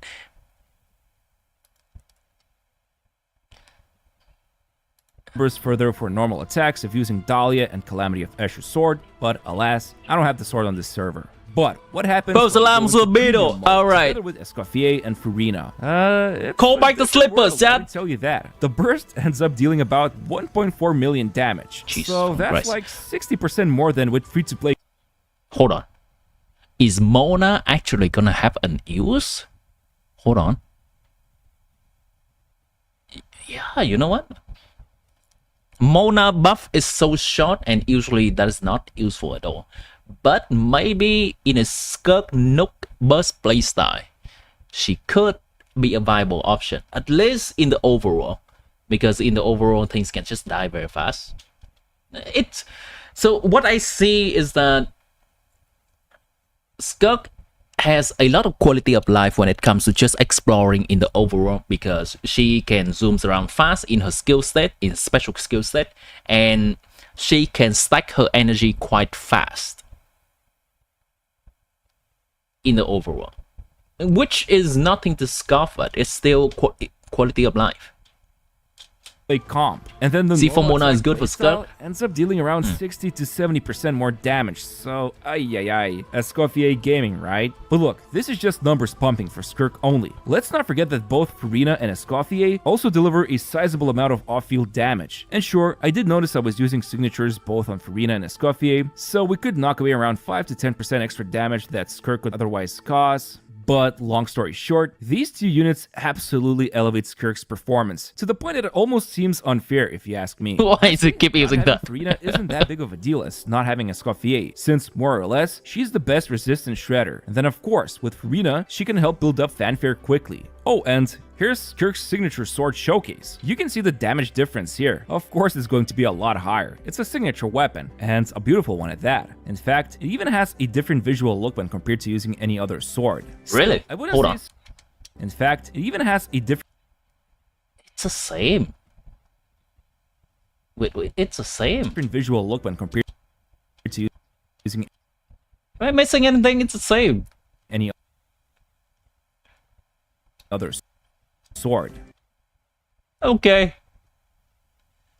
Still, I wouldn't say SKIRK is unusable without these two, and maybe I'm missing some crucial free-to-play solution to catch up to that. You're picking Mona for your anniversary? But even you if can't pull through? Escher's sword, Dahlia, Rosaria, and Xingqiu in the team, it would still not be able to even closely catch up to these two 5-stars, especially if it's just a burst mode playstyle. So, what do? Well, let's talk about the team situation then. Team situation. Remember when I showed you that anecdotal example of Barbara being better than C0 Shilonen with Cinder City and signature weapon? So here's the final detail I've been withholding. The second passive called Return to Oblivion states that for every different Hydro and Cryo teammate who hits an enemy, SKIRK... What is this scaling, chat? What is this scaling? Okay, we're gonna add one more Hydro Cryo character. So she's gonna do 110% of her normal damage, which is 10 additional percent, right? Let me try to read this again. H-Ray will stack increase the normal attack dealt by SKIRK mode to... Yeah. So normally you would do 100% of your damage. Adding one teammate, you gain 10% damage. Adding one more Hydro and Cryo teammate, you gain 20% damage instead. So far so good. So what if you choose to add that last Hydro and Cryo teammate? 130? 170?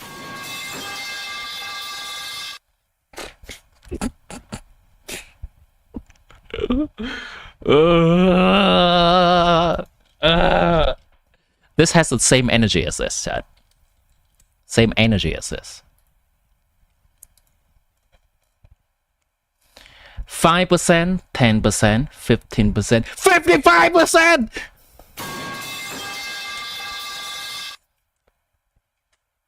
They are made for each other. Literally. To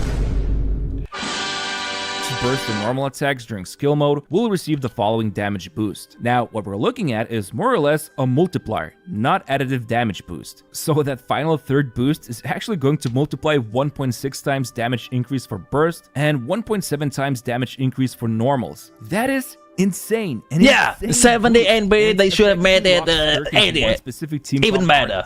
A team made now we can ditch Ceylon altogether and not have any regret. Passive increases everyone's skill level by 1 if everyone in the party is from Cryo. That too. Which for some might not matter, but heavy skill damage dealers like Escoffier and Farina of course will capitalize on this. Not to mention, SKIRK's skill gives multipliers to those enhanced normal attacks. So yeah. And that's why all Barbara needs to do is hit the enemy once to let SKIRK max out this passive. And then this Lady of Abyss will deal better damage than with C0 Shalona, who has Cinder City and Signature. Let it sink in how powerful this multiplier is. In fact, once I give Barbara TTDS, now SKIRK deals 29% more damage than with C0 Shalona. But there is a catch. With some initial testing done so far, the reason why Barbara or basically any Hydra or Cryo option is great here would be due to Escoffier and Farina. If we remove these two from the team and try to make a team comp of, let's say, Rosaria, Mona with TTDS and Noblesse, and then Shallonen, the burst playstyle ends up dealing about 1 or 2% less damage than with the free-to-play team I've showcased before. While this means SKIRK ends up dealing slightly less damage, let's not forget that Shallonen's resistance shred and damage boost will be applied to other teammates. So if there's Rosaria or Xingqiu or any other sub DPS, they could benefit from that and end up doing a bit better than free-to-play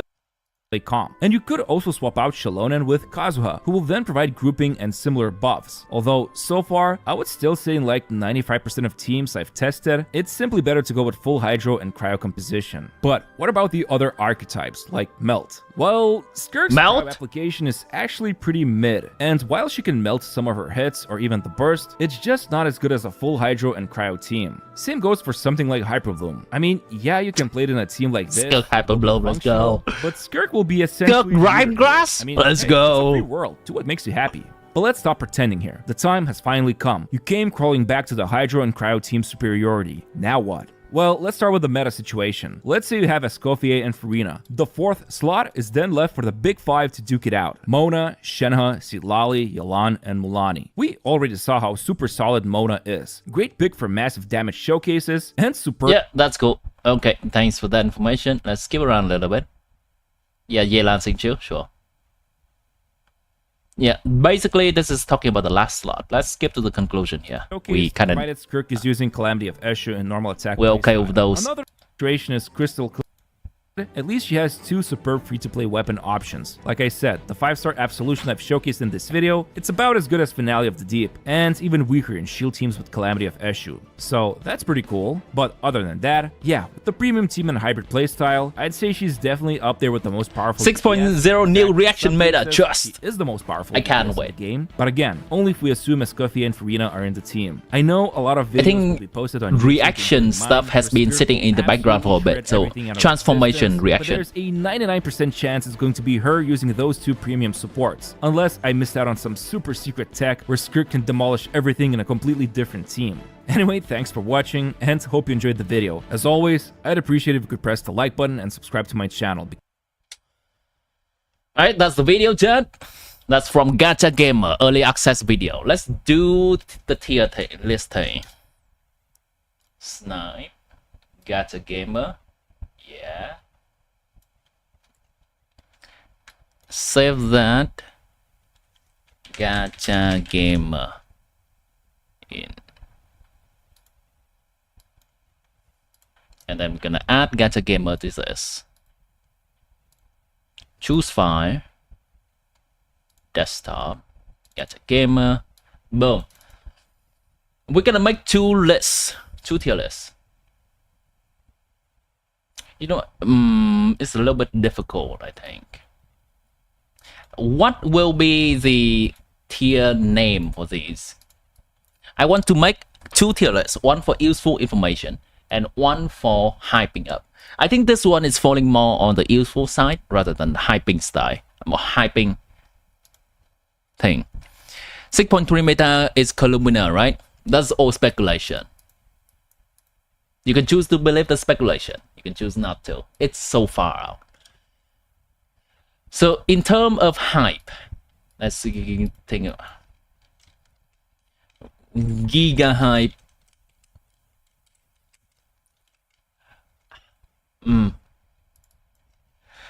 Holy shit, I'm pulling.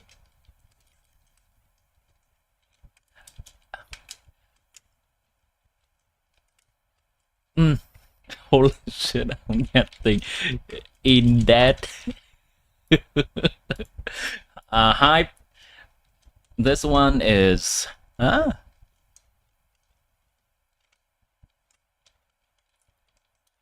I'll pull. Meh. Maybe. SKIRK. Now let's add some tiers for the useful information. Add row. Boom, boom, boom, boom, boom. For the useful, SKIRK trailer is out. All right, we're gonna take a look at that in a bit. The useful.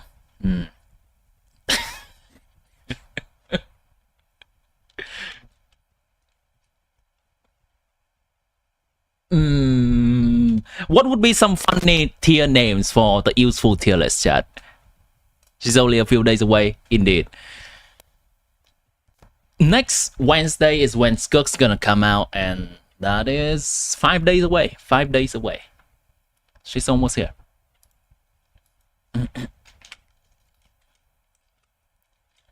Big brain.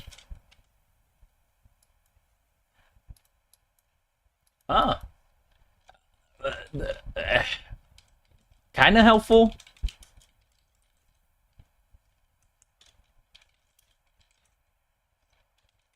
Why does it do this? Why does it do this all of a sudden? Kinda helpful. There we go. I understand nothing.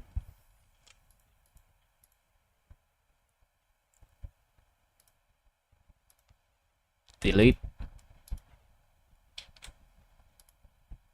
Delete. Delete.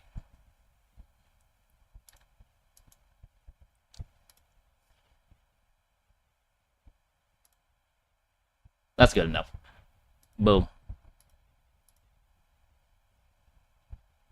Boom. This will be boom. Boom. And this color. Let's have this be just white stuff. There we go.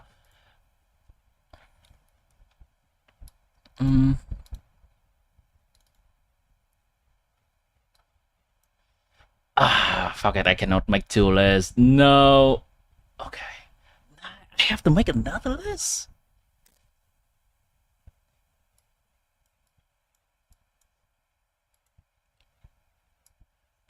I have not thought this through, chat. How do I really make two of these? Okay, let's do that. Let's do this. I have not thought this through, chat. There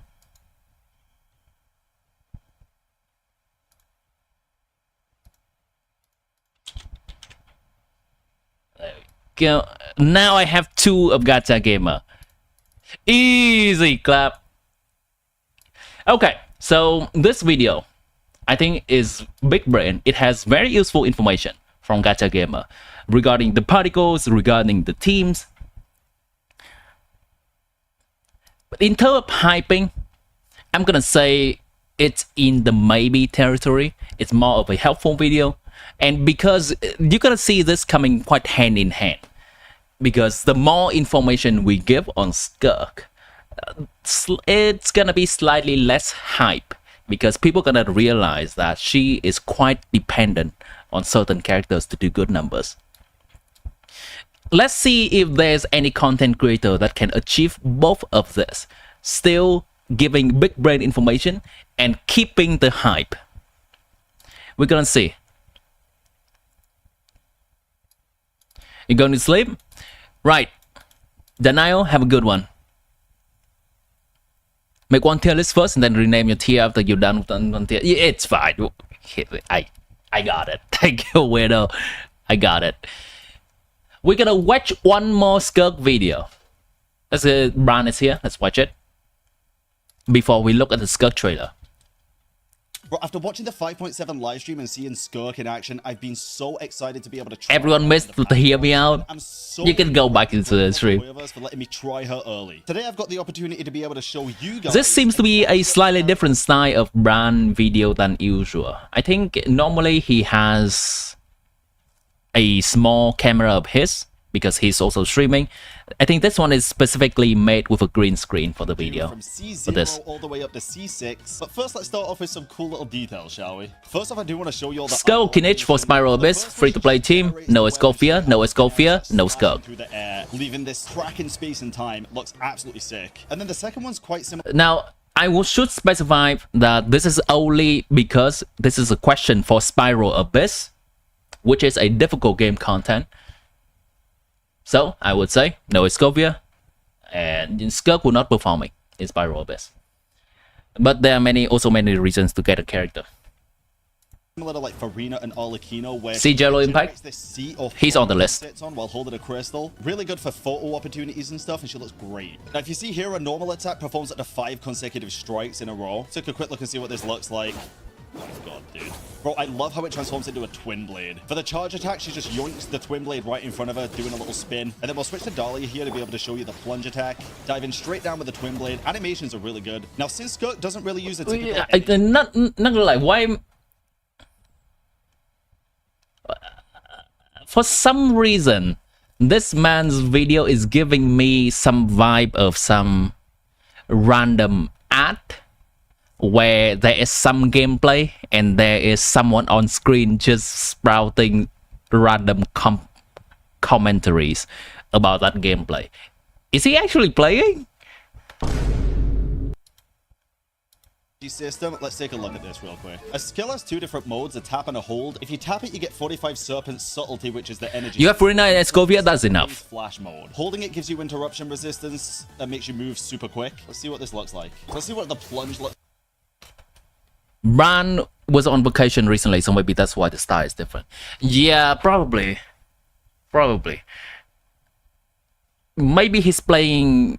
Is he playing on computer regularly? This looks like he's playing on a controller or something. Like the way he's sitting. But yep. Real quick on Rin's question. The last slot in a SKIRK team other than SKIRK, Escofia, and Farina can just be Mona or Shenhe or Yelan or... Who is it? Dahlia.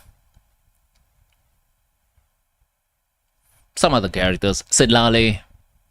There are many contenders for the last slot. You can also use Mualani using Scroll and TTDS. You don't really need Shenhe. Like first, while that's not controller UI, right? So pretty much doesn't seem so. Oh, cool, dude. These animation effects. That's fine, nigga. Even on a computer, you can sometimes still plug a controller in and play. I love this. I said this before, but honestly, any character that gets like the Arlecchino signature movement where she like glides, absolutely amazing. Alright, the ultimate is a bit of a weird one here. So the skill itself doesn't generate enough to be able to do the super cool looking ultimate. I'll explain that in a bit. But when you have at least 50 of the Serpent Subtlety, you get to... He's gonna explain some of the mechanic stuff as well. When you're in the 7-phase flash mode, the ult's replaced with a different version of it, Extinction. This grants the All-Shield Wither effect, which lasts until the 7-phase flash ends. And when you get the passive talent, you could also absorb nearby Void Rifts, which increases the damage exponentially. So I just realized that his videos lacks a little bit of the intro, I think. And I'm so incredibly grateful to Hoyoverse for letting me try her early. Today I've got the opportunity to be able to show you guys exactly what this character can do from C0 all the way up to C6. But first, let's start off with some cool little details, shall we? Okay, you know what? Yeah. I was just yapping and did not pay attention to that. So he says that he will be showing some cool stuff first and then he will showing the mechanics. The normal attack damage is increased even more based on the number of rifts absorbed. It's cancelled when you trigger it 10 times. So let's level her up and we'll get to doing this, shall we? Alright, so I leveled her up to 90 and now let's take a look at some talents here. Alright, I leveled the talents to 777 just to get a gist of what she can do. We'll put them up to 999 later. I am going to level up her weapon to 90 as 777 11 is a weird And let's thing. switch this team up a little bit. Alright, this should work. Escofia, Dahlia, Yelan. Let's go to the Jade Plume Terra Shrew. Escovia, Dahlia, Yelan. Enter with Yelan. His head is covering a little bit of the team section here. Get the Escofia skill going. Oh my goodness. Damn. Wow. Wait, this... 777 talent, by the way. Okay, that was kind of insane. How did Dahlia end up on 1 HP? Let's try the Raiden weekly boss. She can switch appearance like for when she's entering her skill stage, she switched to a darker clothing. She cannot switch that and keep the dark clothing though, because the skill state's gonna end. This damage is still really good though for C0, dude. Jeez. We're probably not gonna be able to one phase. No, there we go. Okay. Let's take a look though. Find the right clone. There it is. Let's go take this one out. Get us stunned a little bit. I want to see how quick we can take it down with constellations later. But honestly, for now, this is fine. Let's do a Scorpio ult, and then... Here we go. Here we go. Now, I'm purposefully not showing you all the ult yet, like the big ult, because honestly, I want to see how... Hold on. I want to see something. As you can see here, to get more energy, you I want to see something. Rifts in different ways. The way he plays SKIRK looks slightly weird. Let's do a Scorpio ult, and then... Here we go. The problem I have with this is that his body is actually covering all of the skill and burst symbols.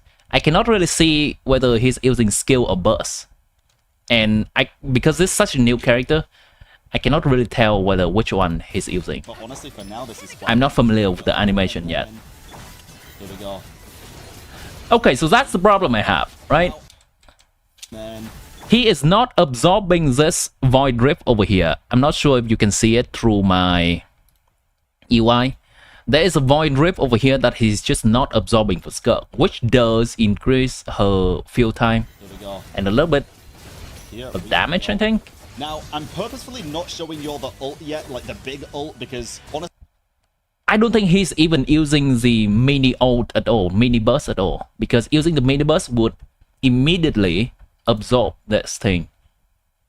He just doesn't use it. Now, I'm purposefully not showing you all the ult yet, like the big ult, because honestly, I want to see how she plays with the lower energy. As you can see here, to get more energy, you have to absorb the void rifts in different ways. So let's go try this on Magu Kinky, actually, because Magu Kinky does get phase HP, so we can actually test it out on him for longer without him really doing anything. And it's easier to freeze him because the rain's still here.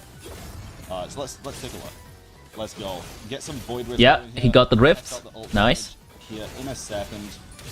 I want to generate enough void rifts first. I'm telling you guys, sorry, the ping is real bad. It's not my fault. I promise you I can dodge. I promise you I can dodge. I haven't used Zhongli in years. God damn. Okay, let's get back in there. Here we go. What is this gameplay? Okay, give me a second. Give me a second. We can do it again. I want to see how much damage it is at C0. Come on. Let me in. Oh, a Scorpio ult. There we go. Switch in time. Ooh, okay, sure. Okay. Looks insane, by the way. The ult animation is one of the cleanest ult animations in the game. Let's head to Spiral Abyss. Okay, maybe he's on vacation, so he has extremely limited time. This just says to me like he has maybe 30 minutes to sit down and make this video. Because he definitely could have recorded the fight with the Magu Kinky again and put the better footage in there. I want to test this on floor 12. I'll use my level 1 Dahlia, and I'll even use Sing Show just to see how this holds up. And first team, we'll just do a typical Mawika team. Let's clear this first half pretty easily here with Mawika. Oh, this is a C0 Mawika. I am very used to C6 at this point, but this is fine. Nice. God, these clones have so much health in Spiral Abyss, dude. This is kind of crazy. Alright, there we go. We should be good here. Time's ticking down here. We have 8... Okay, hold on. There we go. We played it with like 8:43 left on the clock or something. We don't have super long with the SKIRK team here, but let's just see what we can do. Especially with Perpetual Mechanical Array, actually. This guy does like to stall out time quite a bit. But let's just see. Let's just see. We're not taking it super seriously. Here to have fun, test out a new character. Let's go, man. Oh. Okay. That looks not bad damage at all. That doesn't look like a lot of damage. Okay. Well, Dahlia's dead. That's fine though. That's fine. Hey, we'll do Okay. Start a new character.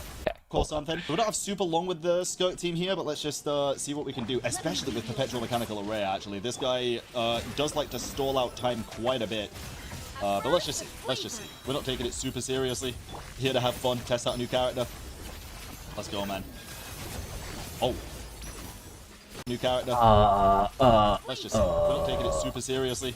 Here to have fun, test out a new character. Let's go, man. Oh.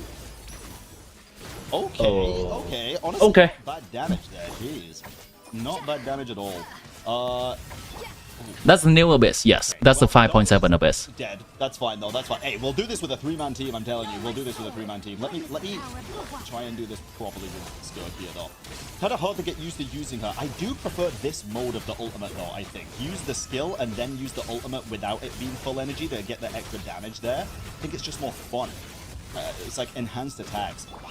Phased it pretty damn easily. Which one are we gonna get here? This is still pretty fast by just general Abyss standard. Comfortable enough. Hold on. So this chamber starts at 8:40. We'll do this with a 3 though. Kind of use the ultimate. It's like enhanced. What are we gonna get here? And this chamber ends at. And it's not like full single target. Now it has damage reduction, so we should be absolutely fine. Oh, yeah, damage reduction, so I can take it away. Let's go. Take this one down. We should be fine with the timer here as well. 7 minute 20 left. Come on. Nice. Okay. Okay. Oh, God. 8:30 is a starting time that's like generally if you have two teams in a Spiral Abyss and you are playing both of them and you want to get the 3-star, you want each team to be able to pull their weight in 1 minute and 30 seconds, right? So 8 minutes and 40 seconds means that the first team has been able to pull their weight in 1 minute and 20 seconds. And then SKIRK teams over here is pulling her weight in 1 minute and another 20 seconds. That is a little bit close to comfort, I'd say. So that is not to say that SKIRK is weak or anything. And also, this is a team that is slightly scuffed, using both Dahlia and Xingqiu instead of the more better options. And also, Bran has a little bit of missed execution in here. So that is not to say any of those, because everything of that combined to make the timing looks a little bit weird there. But I am saying that Bran definitely could try to understand the characters a little bit better and execute a little bit better if he wants to make this to be some kind of showcase video for the people that does not have access to early access like he does. This seems like a little bit lack of effort to me. Well, 7 minute 20 left. Which, once again, I think Ari in chat said that Bran was on vacation. So maybe that is the case. Nice. Alright, now let's take a look at these constellations, shall we? 4 to 4. What does this one do? Let me try to explain this all in Razor language. It improves the talent where when you absorb Void Rifts, you now summon a Crystal Blade which attacks any nearby opponents, dealing 500% of your attack as cryo damage. Considered charge attack, so that's good. Then Into the Abyss. So when you use the skill, you get 10 extra Serpent Subtlety. Oh, so you can use the cool ultimate straight away then. And when you use the ult, you actually get more damage from it anyway. Additionally, within 12.5 seconds after you unleash the Elemental Burst, the Extinction version while in the 7-phase flash, attack is increased by 70%. Oh, I'm going to prefer that. I'm going to prefer that even more, I'm telling you. Third con is just increasing the talent level. Fourth con enhances the of the passive talent. He's not going to even test each constellation.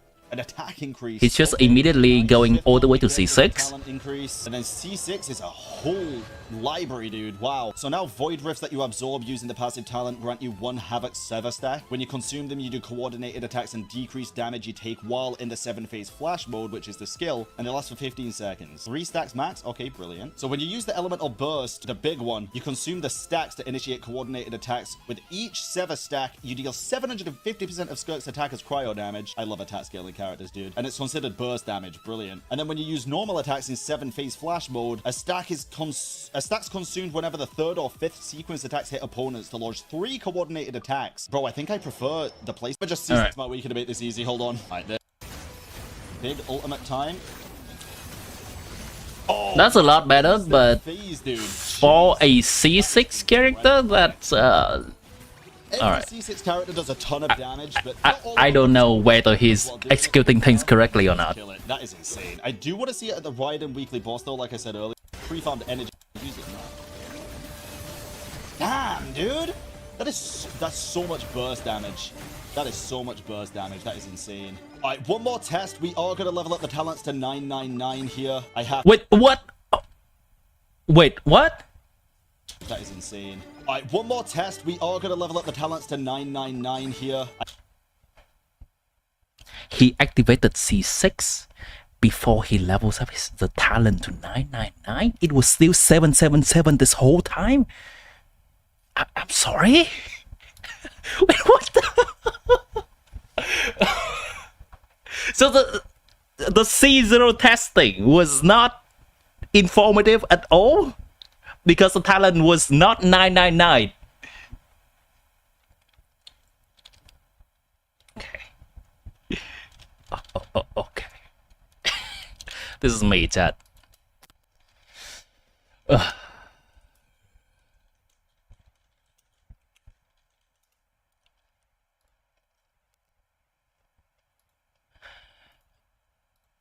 That this is me. Oh, sir. I have to see how quick this can go with max talents. Hold on, let me see. We're gonna base this just off the big ultimate, so let me get set up properly here. I shouldn't have even bothered using the line ult, to be fair, but it doesn't matter. Let's see. Maybe you should apply for beta. Yeah. Brother, this character is absolutely insane. I will be pulling only for C0 though. I am free to play in Genshin now, so I'm definitely gonna pull for C0. Might pull. Okay. I don't know, man. I don't know. Okay, real quick to rechat real quick. Should I apply for beta? I mean, I think I can. I don't think this is not beta. This is not beta. This is content creator early access. Beta is entirely different thing. Brand. I'm gonna save his thing. Brand. Copy. Brand 1. And I don't even know. I think I need to have a bigger audience first before they even consider me. I don't know if this is an application thing or they just reaching out to the people. I assume that these beta, well, early access is not allowed for people who cover some form of league content. But Genshin Impact is actually a content creator that has access to early access. And he definitely covers league stuff. So I wonder what's up with that. And he still hasn't triple crown. That's okay. I think I've heard from some people that when you go into a early access server, they give you a special account. It's almost like a fresh account. And so the content creator that goes into the early access account, they have to farm from scratch so that they can make these showcase. And these accounts do not have any crown at all. So the best they could do is go to 999. That I understand. I've seen from several early access videos in the past, in the different version as well, the content creator has said that they have to farm from scratch. They cannot use their own account, their own artifacts. Yeah, it's a media server. Early access not quite characters. Yeah, chat, if we manage to if our community manage to blow up, chat, I'll be gladly accepting Hoyoverse invitation to do some early access stuff. But okay, real quick, I'm gonna Bran, I like your other content, but this one is not it. It seems it comes off as something that is very careless, very little, has a very little attention to detail. He doesn't seem to really take the time to understand the character that much. He doesn't seem to even take the time to record some of the better footage in terms of gameplay. This screams like 30 minutes before my flight kind of video. I understand that he is a streamer that's focused more on the art conquest, the story side, and the experience of Genshin as a whole. But if you are gonna make a video about a character, test and showcase, give a little bit more effort than this. At least read the character kit and understand how she is supposed to play. I would say, in terms of getting hype, I don't know, it's a skip or very low on the maybe. He is showing a lot of the pretty SKIRK animation stuff, but the way that he is playing SKIRK and making us see her damage not being extremely high is a little bit off-putting. Like, from this video, if this is the only video I've seen about SKIRK, she seems mid as hell.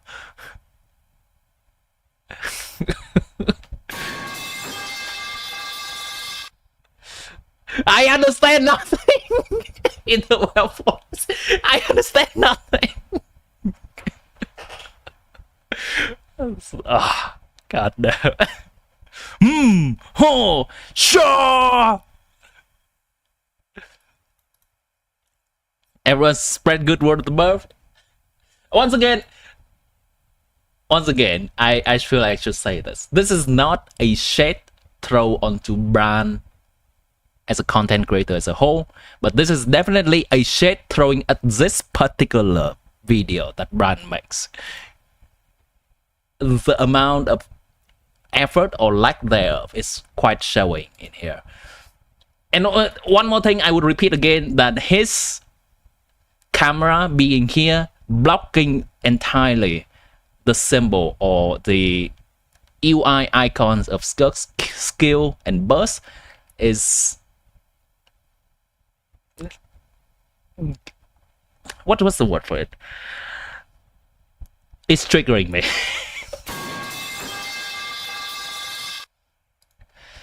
Okay, let's refresh our mind a little bit.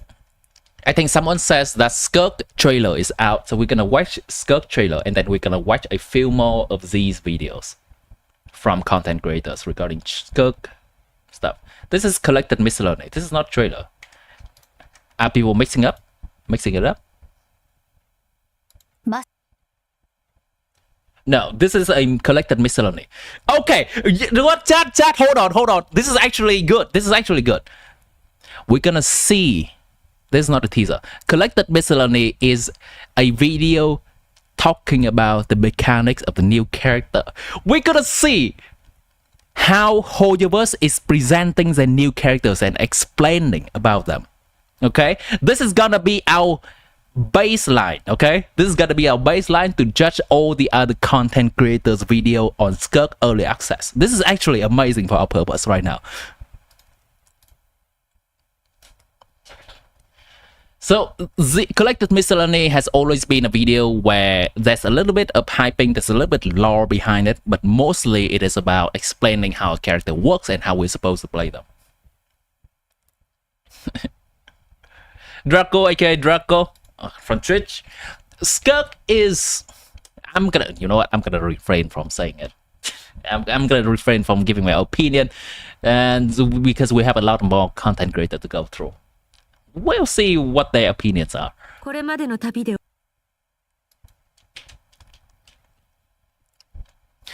Teaser and trailers, probably something where Sunday, somewhere Tuesday or Monday, right before the new patch drops. これまでの旅でお前は己の力を示し、強者であることを証明し、 You've proven your strength to me along the journey. 言葉を交わす資格 The が right to speak me as an 教える equal. のは一度だけだ。 I only demonstrate this once. 特殊なエネルギー、邪の高地を使用する氷アタッカーだ。 Thank you, Japanese Dainsleif. 元素爆発で戦闘を行うが、この元素爆発は元素エネルギーではなく、邪の高地を Elemental 使 burst って発動する。 does not rely on elemental energy, it relies on the special kind of energy. を一定量獲得して、七相一戦状態に入る。 Yep, very cool. 通常攻撃、銃撃、 Normal charge, plunging attack. 元素付与によって他の元素に Elemental infusion. 氷ダメージとなる。中断耐性が上がり、通常攻撃と銃撃の範囲が広くなる。長押しでは邪の高地を獲 Holding 得 a し、 skill, 中断耐 she 性 will が gain アッ 7プした状 subtlety, 態で高速移動を increase interruption to resistance, can move on チー water. ムの仲間が氷関連反応を起こす。 That's a dual blade for it now, by the way. この裂け目が生成される。七相一戦状態のスカークが銃撃または元素スキルの長押しで高速移動すると巨強の Absorbs the rift. Very cool. That's physical attacks. 星々よ、静かに眠れ。邪の高地が50以上の時に元素爆発を発動する。 Hey, drop the X. 邪の高地を全て消費して連続攻撃を行い氷範囲ダメージを与える。また発動時に持っていた50を超える分の邪の高地に Elemental burst can be increased in 爆 damage 発のダメージがアップする。 when she has special energy. Got it. 戦闘に際して受け身ではなく積極的に戦い方を変えることで相手の不意をつく。七相一戦状態の時彼女は邪の高地を消費せずに元素爆発を発動。 That's so similar to. 彼女は邪 It reminds me of Kokome's burst. の高地を消費せず That one. 七相一戦状態の時彼女は邪の高地を消費せずに元素爆発を発動する。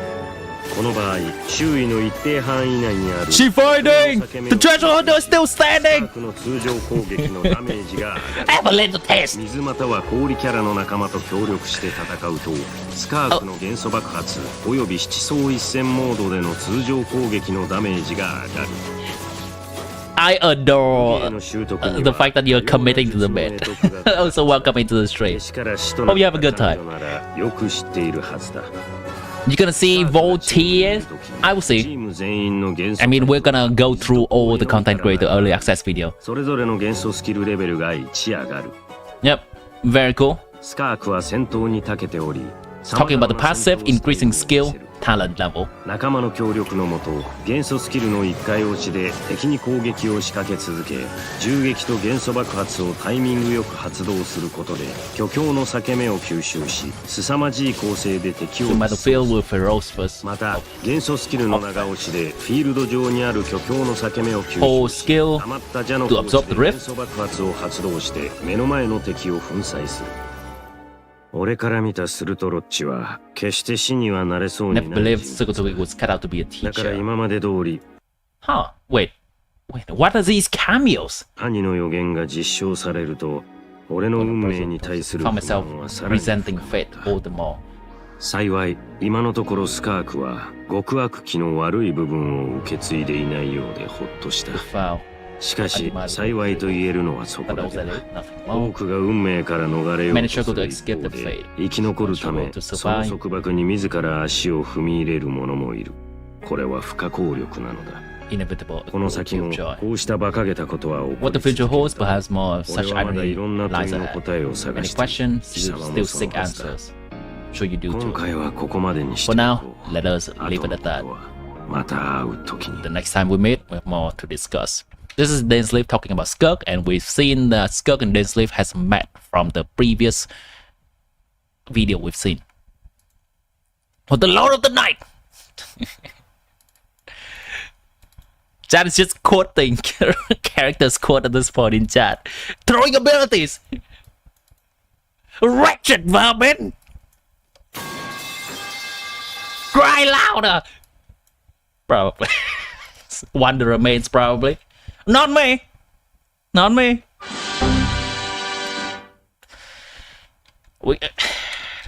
Let's do this. Genshin video on SKIRK, quote unquote, early access.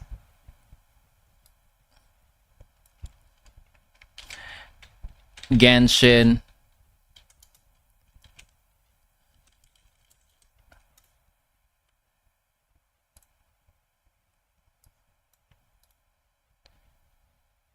Boom.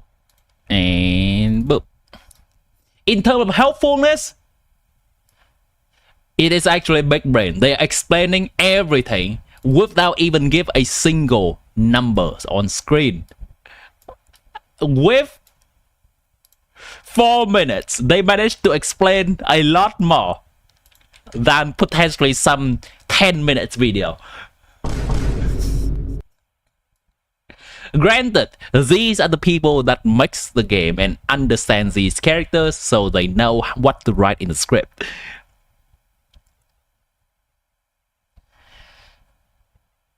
In terms of, you know what, I'm gonna change this. This should not be maybe. This is a pretty drastic difference from the name of this tier to this tier. Yeah.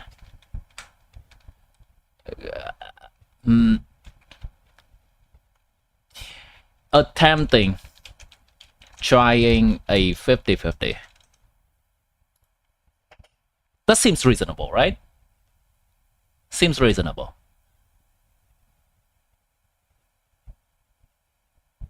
I'm gonna say it's in here.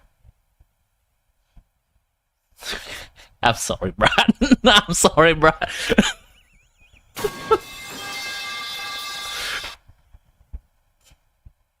Where's I win to lose? Hold on. Hold on. Here. This is Gacha Gamer. This is I win to lose. This is Jamie. This is, what's the name again? Voltier. This is Jello Impact. This is Jade. This is Cat with Blue Hat. We're gonna get through them. This is Moga. This is Brad. Okay? Chat, I have all of them up. We're just gonna have to go through them one by one. Okay? And this is Genshin Impact. Voltia, sure.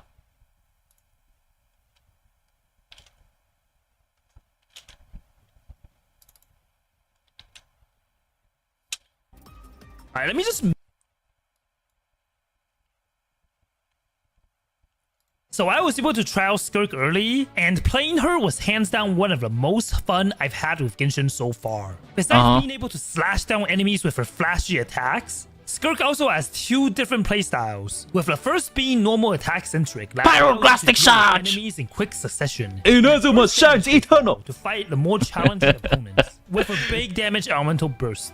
As you may know, SKIRK works the best Suffocate team. So a team that consists of only cryo. Alright, hold on. Let's listen to this. This is guy talking. Even though her team might be a bit restrictive at first glance, trust me. At first glance? SKIRK with were eye-opening. And characters I initially didn't think would work well with her actually felt great. In this video, I took SKIRK and tested her out against a oh, this is SKIRK, Xingqiu, Dahlia, and Mika. All 4-star, okay? Of opponents we'll see. With various teams that will help you get an idea of SKIRK's performance. Just a disclaimer though, that all the testing were done in a 5.7 creator experience server, so things are still subjected to change. Without further ado, enjoy the video. Alright, let's take a look at SKIRK's animation. Let's just make her kind of stand up. And yeah. Her normal attack animations are definitely very elegant. And she also has 2 different modes. So this is her first normal attack, I guess. Yeah, this is a similar opening to Brand's video. You'll be able to like actually dual wield holy text on screen. Normal attacks with cryo. And what makes SKIRK unique is that she also has 2 bursts. So this is basically one of her special bursts. That doesn't really do damage, but it buffs her attack. And when you hold her skills, pick the wrong test subject. The trap holder is down, guys. So yeah, you'll be able to get her normal burst, and this is the one that does damage, which has a very pretty animation as well. So yeah, can't wait to try her out against a few bosses and just see how much damage she does. So my current SKIRK build is pretty simple. I'm using her signature weapon, and I'm at a pretty decent crit ratio. Artifacts, I'm sticking with the Finality of the Deep set. My god, I thought that was ratio for matches here. A pretty free-to-play team comp with 4 stars only against a boss. 4-star only! Damage SKIRK is able to do. Mika, I believe, also increases attack speed as well. Did he show the talent level at all? Artifacts, I'm sticking with the Finality of the Deep set for SKIRK. So let's try the boss and just see how much damage SKIRK is able to do. Mika, I believe, also straight gloves converge. Well, so this will make that's attack pretty Xianyun, right? And damage-wise, it looks like I'm doing around 20k. I saw it 35k, even at 59k as well. Wow. Daniel, that's a little bit late. I had to eat 3 eggs already. Even without 5 stars in her team. Alright, let's swap into a different team. The team It's appreciated nonetheless. Is not having to teleport to a statue of Seven. Still no Farina though, because I'm sure a lot of people are wondering how she is without Farina. So, but this is basically a Escafia and SKIRK combo. Hopefully, Escafia can make SKIRK cook. Yeah? Is she cooking? Alright, let's see my damage. Yeah, good. It's definitely a little bit more than my 4-star only lineup. I also want to break the shield, so yeah. 95k. Alright, next we have Farina. So this team is without Escafia. Only Farina. But yeah, let's see how much damage we'll be able to do this. Hold on, I need to check something. Is this the same boss that we have fought before, or is this a event-specific boss? I am looking at the boss level. If this is the same boss, this boss is level what? Yeah, this is the same world boss.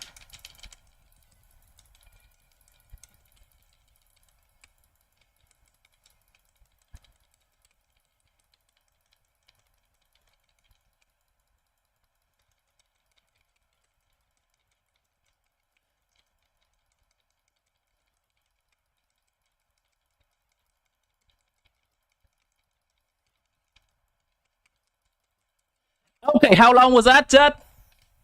How long was that? That was Kaya DPS, by the way.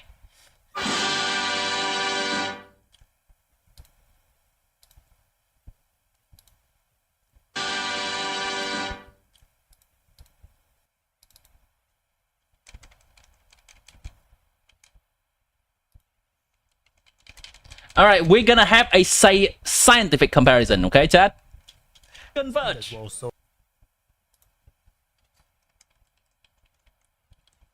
Where is my thing? Where is my attempt?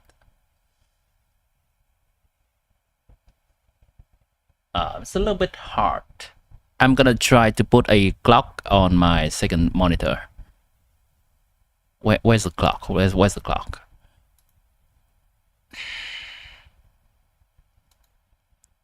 Adjust date and time? Stop clock? Okay. Dang it. Stop watch timer.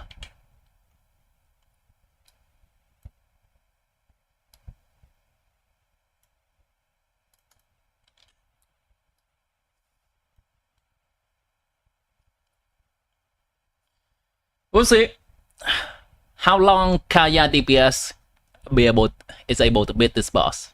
It's definitely not 10 seconds, not even close. It's just so that we have a benchmark for this.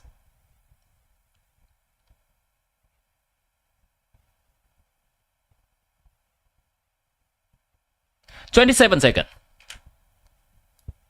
27 seconds, okay? Let's take a look at these. Hey. Alright, next we have Farina. So this team is without Escafia. Only 310. But yeah, let's see how much damage we'll be able to do this time. I think 60k. Wait, it's actually so high. The boss immediately ran away. Ah, damn it! It enters the thing. Well, so it also might be the reason why I'm able to do so much damage. So yeah, you know what? As well. That's unfortunate. It enters the special phase. Okay, hold on. So damage is pretty good. Definitely a little bit more than my Escafia can make fall free. So scuffed. But this is basically a... Okay, start at 243. Hopefully Escafia can make SKIRK cook. Alright, let's see my damage. So damage is pretty good. Definitely I hate it. 243. It cuts abruptly before it finished the boss. 243 to 59 is 16 seconds already. A little bit more than my 4-star only lineup. Also, I can break the shield, so yeah. Bro, stop cutting between them. Oh so my god. damage is pretty good. Definitely a little bit more than my 4-star only lineup. Also, I can break the... Jesus. Definitely a little... I'm gonna add 2 seconds to that before he cuts back. 4-star only lineup. Also, I can... Yeah, and then 302. Shield, so yeah. 304. Holy crap. 16. That's 20 seconds. That's better than Kaya. Kaya was able to do that in 27 seconds. SKIRK, Xingqiu, Escofia, and my damage is pretty... Layla was able to do it in 20 seconds. Good. Okay. That's a big improvement there. 20 to 22 seconds. More than my 4-star only lineup. Also, I can break the shield, so yeah. 95k. Alright, next we have Farina. So this team is without Escofia. Just to put things into perspective, Farina. in no world that I am imagining that Kaya is gonna be faster, but just to put things into perspective, how much faster she is. The boss immediately ran away, but Farina also does a lot of damage by herself as well, so it also might be the reason why I'm able to do so much damage. So yeah, 70k as well. And I guess now when you put everyone together, this is gonna be basically the premium team. This boss is probably gonna die in one rotation. Yeah. About that. You definitely see the damage increase based on the teammates I have. Alright, so the other thing that makes SKIRK unique is that she has a burst as well that you can basically use. So I'm curious to see how much damage this will do. It's gonna go on. Do my normal rotations. And then thank you, Kitana. That was pretty fast, yes. 13 seconds. That's a premium team. 79k, wow. And then you can basically just finish the boss off with normal attack combo. Let me see what he did.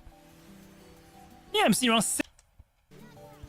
So he used the burst without the skill first, maybe because he already has full energy from the beginning. Yes, he does. Then he finishes off with the skill. To 79k, wow. Also, not absorbing the skill, the void grip on the ground. Not absorbing the void grip on the ground. 9k, wow. It's okay. Basically, just finish the boss off with normal attack combo. Hopefully. Yeah. One rotation and the boss basically died. Okay, so you see this thing on the ground. This thing is basically called Void Rifts. And when you pick it up with your elemental skill, he's aware. You'll be able to get some Serpent's Subtlety points. So just a little bit of hiccup in execution in the past. SKIRK team for her burst. Curious to see how much damage this will do. We'll skip around a little bit. These are some showcase of different playstyle, which does like 30k-ish still. But Mona definitely made a difference. Which is definitely informative. Immediately, we have already seen quite a bit of effort in testing many different teams with many different bosses here. And without Mona's buffs, I'm doing which I do appreciate. 40k, which is not bad. Alright, now I'm gonna try the same boss again. But this time with Mona's burst. I wanna see how much damage I'll be able to do. Shrien! Just say hi to Shrien! Okay. Alright, let's try this again. Hopefully I don't miss my crit. Basically burst and then switch to SKIRK. Burst. Nice. 80k. Also, and don't mind that I died. Pretty good. But I just wanted to see the burst damage. So yeah, there are definitely some differences there that Mona can do. Okay, so I want to take SKIRK to fight some weekly bosses. So let's just get started. I'm pretty sure you already know who I'm fighting. I'm gonna fight Child. My HP is looking kind of low though, so I might not do that good, but I'm basically soloing him. Gotta discipline. This is peak content, chat. This is peak content. One rotation, he's already like almost dead essentially. So yeah, normal attack. Physical SKIRK. Pretty good amount, I would say. All right, please. Just let me finish him off. Nice. He didn't even have a chance to do anything. I guess our power level is just that different. Because even at level 90, Child can't do anything to me. All right, let me just make things more interesting. So I'm gonna burst child and see if I'm able to one-shot him. I don't see a point where I'm actually just very used to fighting him now, so I shouldn't have any issues. So I'm just hoping that he doesn't run for my burst. Okay, so let's see. Yeah. Ooh. Wait, I didn't crit. Okay. There we go. I see you. This feels very strong. I didn't even take any damage. Okay, so for the Raiden fight, I want to test out. Footage not speed up. It's definitely a lot of attack speed, and it's actually pretty fun. You get through one rotation really quick as well. So yeah. Alright. So yeah, this game is actually fun and also achievable. Wow, that's a lot more bosses that he's testing again. You know what? I respect this amount of dedication. I respect it. Alright, let's see some Spiral Abyss stuff. I'm gonna be only doing that's the first chamber around 10 minutes of just fighting bosses. Holy crap! Team with Mona as C0 and Shincho and Mika basically. So we'll see how this will do. I want to be able to burst the boss. And as you can see, when you start Abyss, you pretty much have full Serpent's Subtlety stacks. So I'm able to just use my burst. So damage was okay, not bad. My normal attack is looking like 50k each. This is a free-to-play team, yeah. 70k at the end of my combo. With now Escofia. Nice. Alright, boss is just kind of stalling right now, shooting me. Let's see, the chamber starts at what? The chamber. We'll see how this will do. I want to be able to burst. 9:11. And the chamber ends at what? Even damage. Minions off. Wait though. Since you... Alright, burst. If the chamber ends at 7... How much? 7... Alright, burst. 39. So that means we have spent... How much? 2 minutes? 1.5 minutes? 1.5 minutes. Yeah, 1.5 minutes in here. 132 seconds. Yeah, that's what you get. But yeah, that's you farming so much SKIRK can do with her normal attack and burst. I'm gonna try out some local legends with a lot of HP and just see how well she does there. Okay, so I'm gonna try out. Can you do some Spiral Abyss with Escofia, please? Just for comparison purpose. I know this boss has like a shield, so hopefully I can freeze it. Damage wise, I'm doing 50k to it. Wait, this boss is freezable. I never knew that. It's usually a boss I struggle with a lot, but seeing SKIRK able to just kind of slice the HP through half already is pretty impressive, not gonna lie. Yeah, the problem with this boss is mostly because it does so much damage to us. Stop the boss and it's... Cryo certainly helps. Let's try the burst combo. So damage I'm doing... Wow. Nice. Nice. Basically just finish off the boss. Alright, I'm gonna... You gotta go through again? Oh wait, so no. That's Kitana that's got to go. Basically only a 4-star support team. Sweet dreams, Kitana. I'm using Chongyun because he's able to destroy the Capybara's shield probably the best. So hopefully I'll be able to... Alright, these are some very cool showcase. For the purpose of the judgment of these videos, we're gonna skip through. I've already noted down the diligence of this guy. He's only, but you can also use your creativity to assemble a pretty nice team. With my favorite being the SKIRK Zoom team. I don't know, something about her being able to move twice as fast compared to her opponents just felt satisfying to me. Anyways, I hope you enjoyed this video, and if you did, make sure to watch this video that the YouTube algorithm recommends you, and I'll see you there. What the hell is this? Desperate for SKIRK, I found Primogem is free to play for 30 days straight on a new Genshin account. What are we, how are we judging this video, chat? Voltia? I hope I'm saying his name right. Voltia? Voltia. Voltia.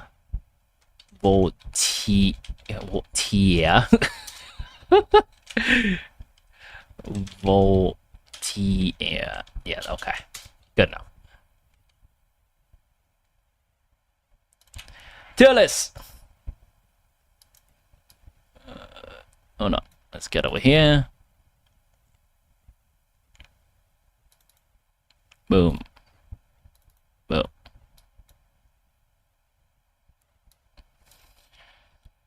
Voltaire video is very helpful. I think this is the most helpful video so far with how much information he's giving. This is the most helpful so far.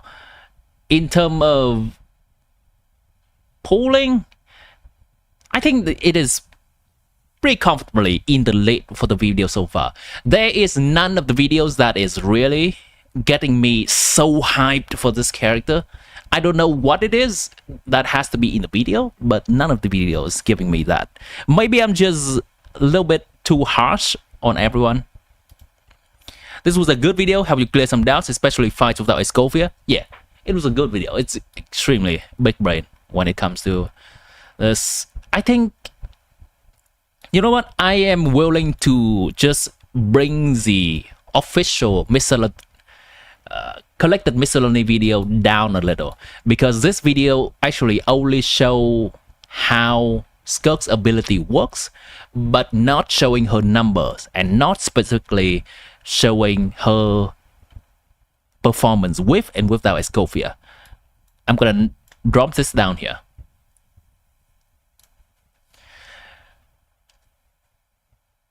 Speed attack buff for sword user, maybe no hit lag. Yeah, that is the problem with any characters that is melee. We're gonna test that too. Hopefully I will be able to get a copy of Dahlia so that I can test with both Mika and Dahlia and see the funny animation goes brrr. Let me arrange a few videos that we have already seen to this side so that we know which one we've seen.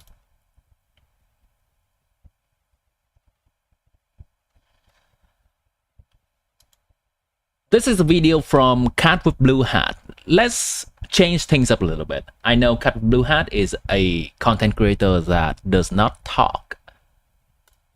Let's see what the early access video is like. I got early access to play SKIRK. Try to find a matching place for her. But her design is extremely unique and doesn't match any region. Sure. You can go to Night Kingdom, I guess. Alien outside Tibet. There you go. Oh, and Kanomiya fits her. Yeah. That's nice. Sitting mode also levitating at the same time. Interesting angle.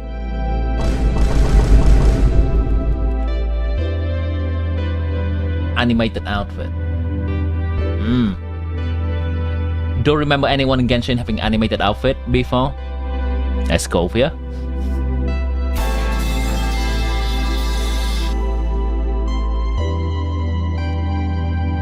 Transparent fabric.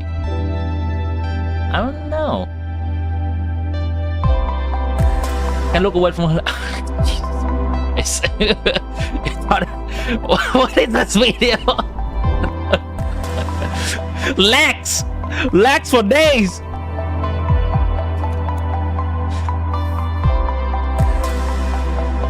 Enough staring at her legs. Now we gotta stare at her.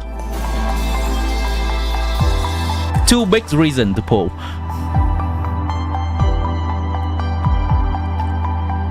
Cute wing on her back. Is it fin? Leg enjoy. Oh, that's a wing actually. You know what? This video has been informative. This video has been informative. Two light blue antenna in her hair. Wait, that's true. Kind of like Novelette.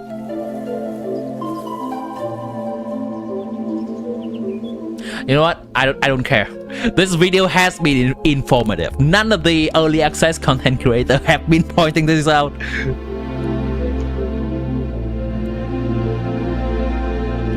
Transparent hair for her eyes. That's the standard for anime.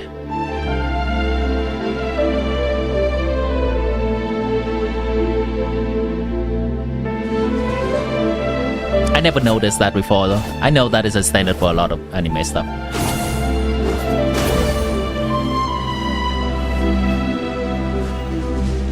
Ten over 10 content.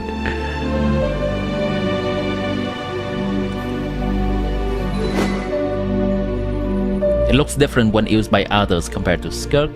How? I don't see it.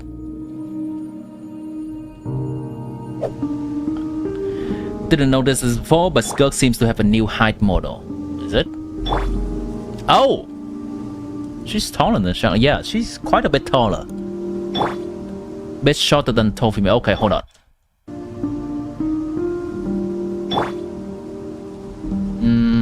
Hard to see. Okay, okay.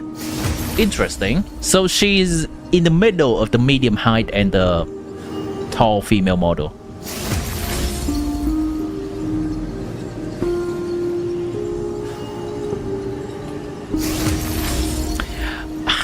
Again with the angle.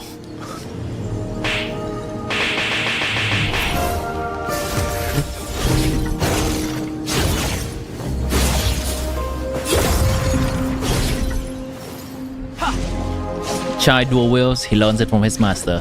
He did. You forgot what the video was about? This is exactly what the video is about, chat. Exactly.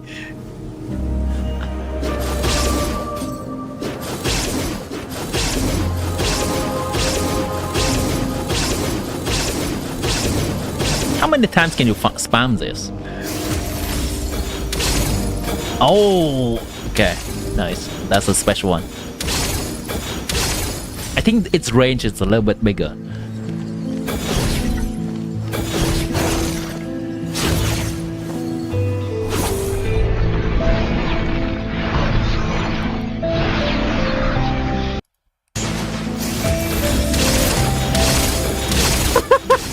Sure. Sure. Okay. Go over water. Wait, what? No traveling to search the show for SKIRK? What? She cannot fly off. Okay, sure. Embracing long to figure out her burst. That's still better than not being able to figure it out. That's still better than not be able to figure out her burst at all. Okay.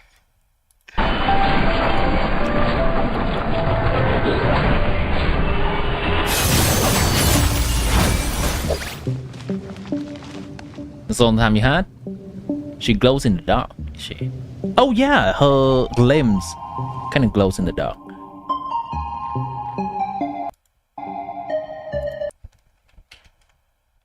It's a simple video. It's very cat with blue hat style video. But immediately, I think this is the video that got me the most hype for pulling SKIRK. It says pretty much nothing. It's pretty much nothing about her mechanics. It's just showing the pretty animation.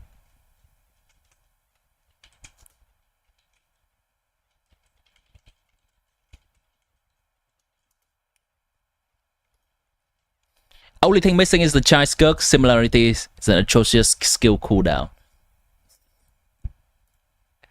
SKIRK doesn't have that huge of a skill cooldown. It's 9 seconds from the moment her skill ends.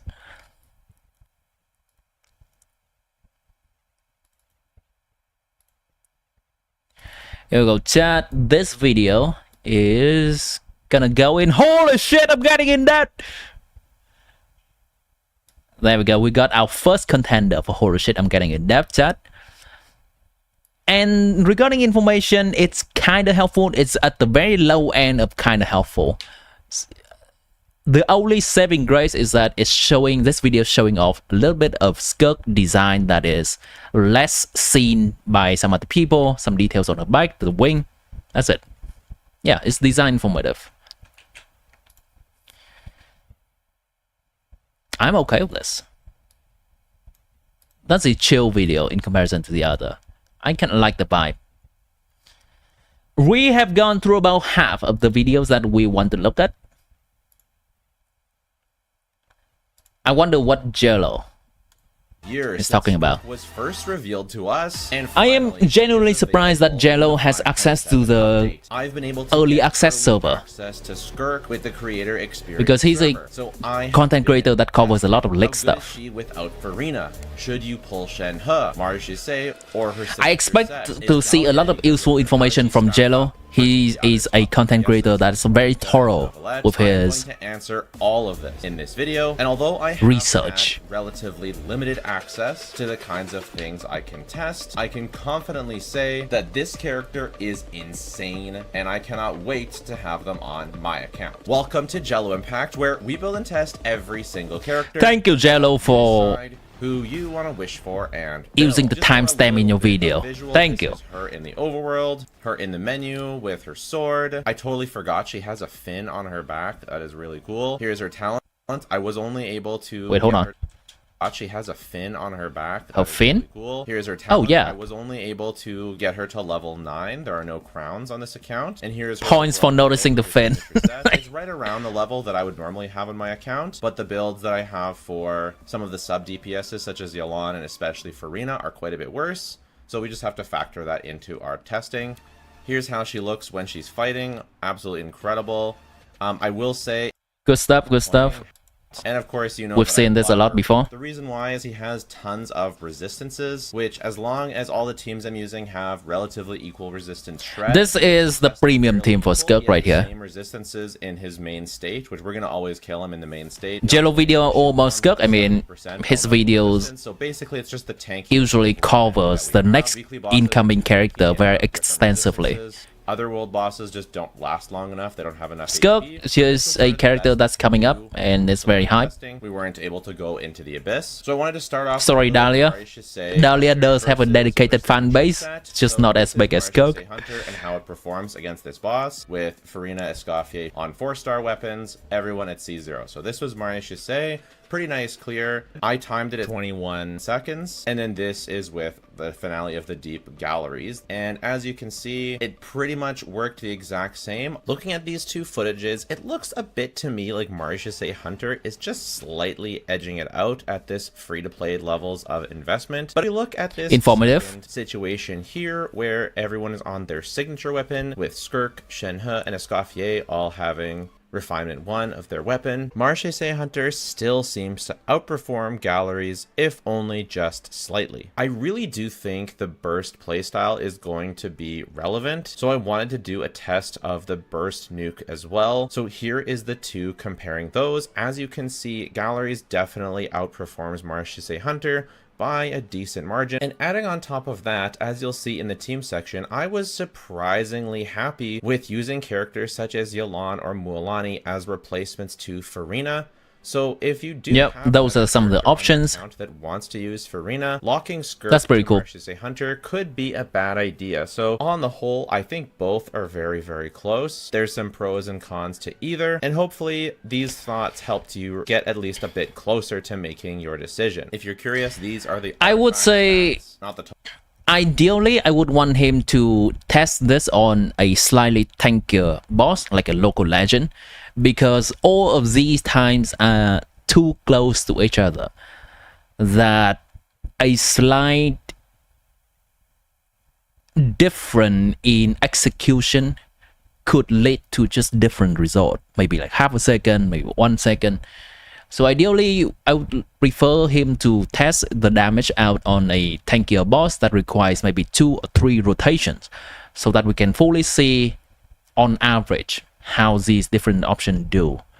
But this is also like decently solid Hunter could result stuff for having more attack star versus 5-star weapon action. So on some of the 5-star look and weapon comparison, to use SKIRK, I actually technically didn't use a 4-star weapon. I technically used Absolution because I didn't have a craftable here. So Absolution actually calcs slightly worse than Finale of the Deep. 5-star weapon does a lot, and she's still ridiculously strong with her 4-star weapon. You will not have a hard time using 4-star weapons at all. There were a lot of characters to test in the 4th slot, so we're going to go through a sort of lightning round. We're going to keep Team slot showcase showdown. Yeah, thank you. This first one, Shenhe leading the way, going to finish first with Mona just behind Shenhe. Dahlia C6 performing right around the level in this test. We go back a little bit. Shenhe, Dahlia C6, Dahlia C0, Citlali R1. Subbing out, and we're keeping Shenhe in. Citlali with her R1 as well, because Thrilling Tales rotation doesn't quite work. Dahlia coming in clutch just behind Shenhe. Dahlia C6 performing really? Right around the Is Dahlia that good? Damn. As Yelan and Mona do. Which was unexpected. I thought Dahlia would be a bit further behind. I don't know if it's just how it went in this test. Same. Or if that's going to replicate when we actually take Dahlia's that good in the 4th slot. Got kind of lucky. But here is Mualani as the final. Perhaps the attack speed is doing quite a bit for SKIRK. Maybe she's making use of attack speed quite well. Coming in clutch as a Gotta do some testing on that. So the other ones were switching next out week. Just the last slot. This one is switching out Farina. So how do the characters do when you swap out Farina for Yelan or Mualani? And the answer is Mualani was actually surprisingly close to Farina and Yelan. Hold on, I want to see what he's doing with Mualani. For Mualani, is he using burst every rotation? But Mualani coming in clutch as a Farina replacement. So the other ones were switching out just the last slot. This one is switching out Farina. So how interesting do when you swap out Farina for Yelan or Mualani? Interesting. Mualani was actually surprisingly close to Farina and Yelan just behind there. When okay. Final comparison is I cannot really see why Mualani would be that good. Is it just because of Thrilling Tales of Dragon Slayer and Scroll being that good? I do anticipate non-Escoffier. Mualani should be doing a lot less damage than Farina though. Now, I did want to do some comparisons versus some other teams. So on stream, we tested a bunch of other teams to compare SKIRK's times to those. So these were done on my account, whereas the SKIRK ones I've shown were done on the content experience server, or the creator experience server. So this is Novelette clearing the boss, and you'll notice that the ticks are lower because of all the resistance this boss has. That's how it is versus this boss, but because we're fighting it in the original stage. But you can see that Novelette is just barely able to rotate, and he took 26 seconds to clear. My Novelette is a top 4% build using his weapon. Citlali is using her weapon. Escoffier is using her weapon, although it's not doing anything really here. And so the deal is 26 seconds versus SKIRK 17 seconds. This is a pretty major difference in DPS. I'm pretty confident in saying that SKIRK is a much stronger character than Novelette. I didn't test the Novelette SKIRK team here. Because I don't have a built Novelette on that account. Here is the Moika versus SKIRK comparison. This would not be great. Moika would not be great in terms of comparison here, because this boss has a mechanic that 15 seconds of clear. It really should have been 15. Both of these teams have a similar. This boss has a mechanic that it's against Pyro at the beginning and favor Pyros at the end. Advantage. So I think the Novelette test was a little bit more so overall, they both better in terms of comparison. Overall, a 17-second clear versus a 15-second clear is very impressive to be that close. It's looking like SKIRK is a bit closer to Moika than she is to the other DPSs, especially given that SKIRK doesn't need any reactions to happen. She doesn't need any timing or combos to get her max DPS out. She's just sort of an unga bunga normal attack place, and especially so many other DPSs, and clear time is just ever so slightly faster than Varessa's. However, there are a couple things to mention. Number one, this boss has high resistances, which means that SKIRK, with her high resistances from Escoffier and a bit of Shenhe, is more favored than Varessa. So you might wonder. So Varessa is actually the better DPS. Well, not so fast, because I forgot to mention earlier in the video, but SKIRK is using level 9 talents in this video. In fact, all... Does he talk about Escoffier at all? Does he talk about the fact that SKIRK really want Escoffier? these are just comparing the last slot and swapping out Farina for different characters. Weapon, you will not have a hard time using 4-star weapons at all. There were a lot of, so on some of the clears, I was using 4-star weapons. It to me, like Marishase Hunter is just slightly edging it out at this free-to-play levels of investment. Let's hear his closing thoughts. Is this chamber in here? It's bedtime for you? This domain. All right, see you, Ari. I can't. Have a good one. Thanks for hanging out. So, just gonna take a look at this chamber, and because these guys, they're a bit spread out, they're a bit annoying to hit, so I just wanted to show you. I will say right now, she doesn't have the super craziest AoE. She's not the best AoE character. Oops, I did her hold. Oh, no, I didn't. Oh, yeah, I did. So you can even see that burst didn't even hit the other guy properly. So it's like the AoE is another weakness of her. Like her AoE is fine. Wait, I did not see anything. So you can even see that burst did. I did. That was cut. Oops, I did her hold. Oh, no, I didn't. Oh, yeah, I did. So you can even see that burst didn't even hit the other guy properly. So it's like it hits is another weakness of her. Like her AoE is fine. It hits where you'd expect it to, but it doesn't hit further. Characters with really good AoE kind of hit further than you'd expect them to. Like Moika, the range is just absolutely nutty. Novelette, the range is stupid. Even Clorand, although not as good as those other two, she hits in a wider range than you would really expect. Whereas SKIRK, it kind of reminds me of like Arlecchino's AoE. Like if we'll do this right here, we'll enter our burst state. We're attacking, you know, we're hitting this. So normal attack is pretty decent. You know, we're able to only hit it's similar to Arlecchino. Which is like fine because it's plenty of damage. I stopped attacking her. He would have been able to one rotate. Oh, we're not using a Escoffier. Oops. Well, whatever. We'll just do it anyways. We're gonna be fine. So I think like just the fact that she's just shredding these enemies, like, yeah, that was without Escoffier. Overall, I am just absolutely over the moon with this character. I think she is pretty much perfect as to what I want in the character. You know, would I like to see her a bit less restrictive towards Escoffier? Yes. But it's kind of been a pleasant surprise that she is not as restricted to Farina as I thought. Obviously, Farina is still the best, but you can get away with other stuff. And yeah, if you have questions, there's other things you want to see, I may be able to make a second video with this server. I'm thinking right now I'm going to go through sort of a vertical investment increase so we can take a look at, you know, what he's going to make another video. What cool. if we activate SKIRK's C1 and C2 or Escoffier's C1, see how that impacts the damage of the team. Let me know if you'd find that interesting. Let me know if you're going to get SKIRK. Please subscribe if you enjoyed the video, and if you don't want to do that, that is totally fine. Just watching the video has been more than enough. Thanks so much. Bye for now. I think that is a very informative video. He kind of, I think probably because of the past videos that he has made, he has talked a lot about the dependency of SKIRK on Escoffier already.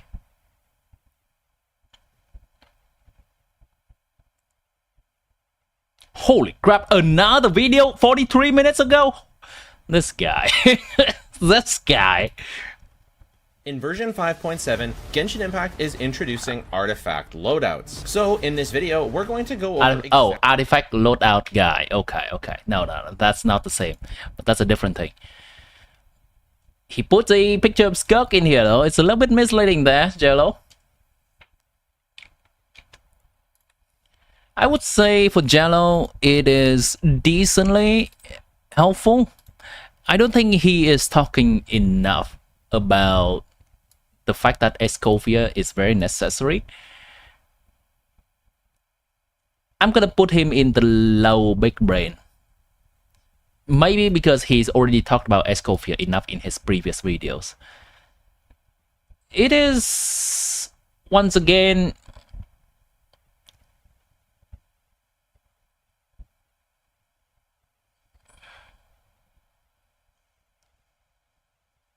you know, I'm gonna do this. I think this is a slightly big gap between this and this.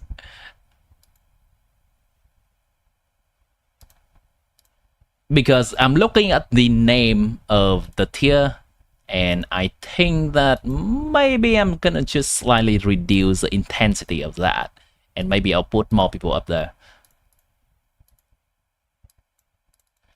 SKIRK Coming home.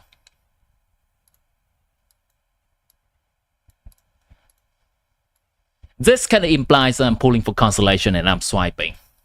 So with this, I think I'm more comfortably putting some content creator in here, as in making me inclined to go through a 50-50, and even if I lose 50-50, I'll continue to pull that character. You wasn't in the stream. Is SKIRK culpable? SKIRK, if you have a Escovia, it's gonna be good. If you do not have a Escovia, she's gonna be as good as Risley.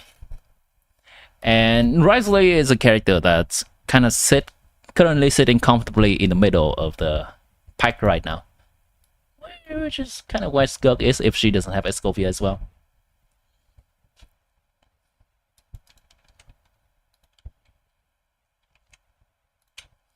We're gonna just quickly look through these 3 videos. We're gonna look through. Wait, where is it? Where is it? Jade video. Drop that silhouette teaser for the upcoming characters. There was one character that instantly caught my eye, and that's because we already know her. Yeah, it's SKIRK. I've been curious about her gameplay ever since, and luckily I got to test her out in the creator experience server. But just a quick heads up, since this is a test server and not the final version, everything is subject to change. Also, don't worry Dahlia fans, I got you too. I'll be testing him in this video as well. Alright, with that said, let's jump into game. If you want to see more content like this, definitely let me know. And burst animations. So basically we're going to just appreciate her beauty first. Then I'll explain what she does in combat in very simplified terms, and after that we're gonna see her in action. Lastly, I'll switch to Dahlia. Here we are, SKIRK with all her glory. Let's do like a quick 360 pose. Whoa. Okay. I absolutely adore her design, and my favorite part is her gloves and boots. Jade! Look at how they sparkle. And look at her eyes. They're not diamonds. I think she's the first one who has this pupil design. Is that on her hair? No, wait, that's like an earring. I thought it was like in her hair, but no, that's... Oh yeah, now that I notice it. She changes outfits in her skill. Boom, all ready for combat. Let's go. Let's take a look at her normal attacks, shall we? For that, I'm gonna go to the perfect place. I wonder why. Now let's see her attack pattern. Boom, boom, boom. Her attack pattern is real cool. Did you notice? I think I like her battle outfit a little bit more than the regular one. I like the meh. Wait, that. Oh, it's personal taste. I like the white one a little bit more. Tail, are you kidding me? And with the dual blade shield. That's cool. So cool. The tail, now, the fish tail is cool. Let's check out her burst animation. Ready for this? Absolutely gorgeous. Like the way she rips through the sky. I love it. Okay, since we appreciated her, do not rely on elemental energy. Instead, she uses. You know what? This I appreciate this. I appreciate this. So when I say energy while talking about SKIRK, this is when a content creator takes the time to learn about the character before they talk about them. Her abilities even further. If you run a full Cryo and Hydra team, all of your character's elemental skills, and this includes SKIRK too, will gain +1 talent. You too? You like the white one? Significant boost, considering her premium void rifts near this enemy. And I'll explain what they do in her elemental skill and burst parts. Also give her the flexibility to play her in 2 different playstyles. So when you tap her skill, she enters a special combat mode called 7-Phase Flash. This is extremely helpful. A certain amount of serpent subtlety. In this mode, her normal, charged, and plunge attack. The visual aid to help with explaining. She loses serpent subtlety with every passing second in this mode. So if you want to maintain this state, you need to absorb void rifts, which give you extra normal attack buffs and energy based on how how many rifts you consume. So there are a couple of different ways to absorb these void rifts. First one is using her charge attack in her skill's tap mode. Second, using her special burst skill, which you can only use during the tap mode. It basically gives you normal attack bonus based on how many rifts you consume. And thirdly, you can absorb void rifts during her skill's hold mode. So when you hold SKIRK's elemental skill, she gains a certain amount of energy, and keep in mind she doesn't lose energy in this mode. We have already heard a lot of SKIRK explanation up until this point, so for the purpose of judging the content creators' early access video, we will skip through and just see whether they are touching on those points or not, and whether they are providing helpful information for the viewers. You can unleash your burst first and enter tap mode right after that. This means you have to choose either her normal attack focus style or her elemental burst focus style, or you can do a mix and match according to your needs, like one rotation tap and other rotation hold. Alright, since we talked about her elemental burst and elemental skill, let's try her in different team compositions and see her in action. I will start with SKIRK's premium team with Escoffier, Freena, and Shenhe. But before we go into combat, you need to know this is word level 8, and also SKIRK's crit ratio is not the best. Okay, I will start with her burst mode, elemental burst focus playstyle. Let my name echo the pinnacle of excellence. Off to the freezer. Unleash by ordinance divine. And just unleash her burst and the enemy's dead already. Alright, let's go with the tap mode HP. now. It shows you how many void drifts that are nearby. You saw the 3 dots, and then you used her special burst to absorb all of them, and then that gives you extra energy and buffs, and then you keep going with your normal attacks. It's dead already. We need someone with higher HP pool. Yes, please. Wow. Nice. Okay, things to note. She doesn't go downhill with her hold mode. Absorbed. Very cool. Absorbed with the charge attack this time. Let's go. Off to the freezer. He has around 1/10 of the HP left right there, so it seems like we need a second rotation. Wait. He died, but SKIRK was also one-shotted, but I call that success. Now, this was her premium team. Let's move on to her free-to-play team. So in free-to-play team, we're gonna have SKIRK, Rosaria, Xingqiao, and Dahlia. Oh, before that free-to-play, we can try SKIRK. We're gonna do one more E, Rosaria. And then we'll switch to SKIRK, go into this mode, absorb, boom, boom, boom. We have 2 more, and then 2 more void drifts, and then I absorb them with her charged. We have to do rotation one more time. Absorb them, since we had 3, and now, boom, done. That was a really fun team. Okay, I have one more team comp, but this one is this one is kind of funny. It's SKIRK and Neuvillette in the same team together. I wonder if I'm going to be able to switch to Neuvillette, because I believe SKIRK's burst is going to finish the job before I have a chance to go in with Neuvillette. But we'll see. Our burst, Freena burst, and then SKIRK burst, and then switch to Neuvillette and nice. But it's such a broken and fun team. Okay, for Dahlia, I have one more team in mind. I'm gonna look at something real quick. I want to look at how the passive of SKIRK works again. How does she generate the rift?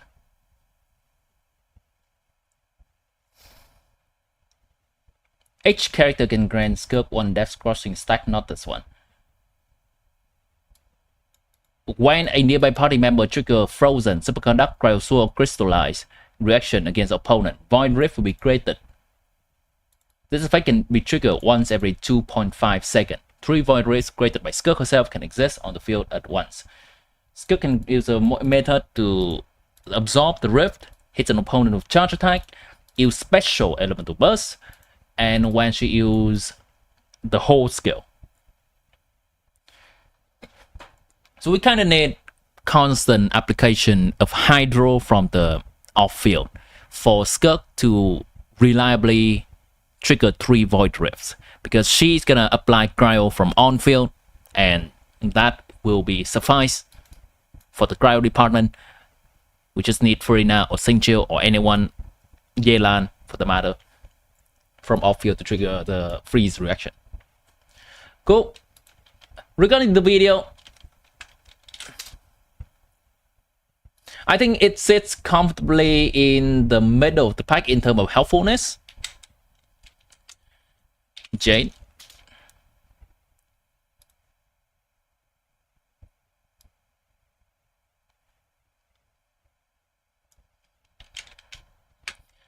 Jade. Tier list. Boom.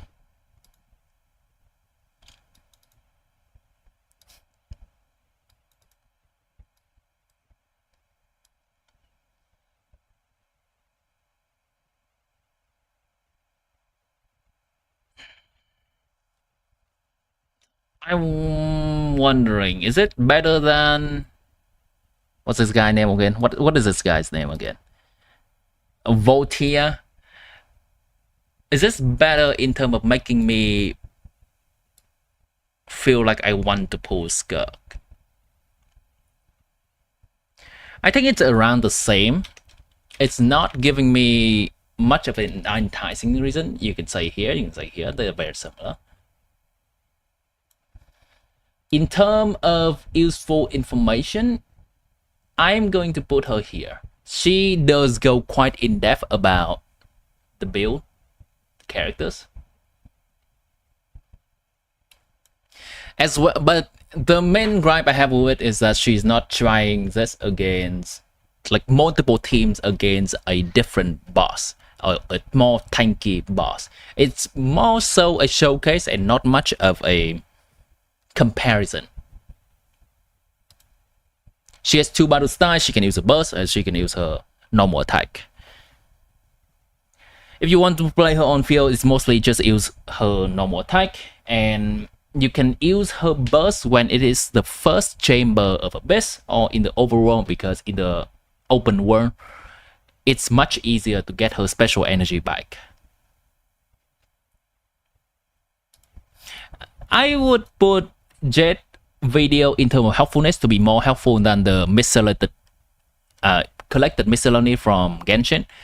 It is not giving me a ton to go off of, other than the character's kit. There's not a lot of comparison.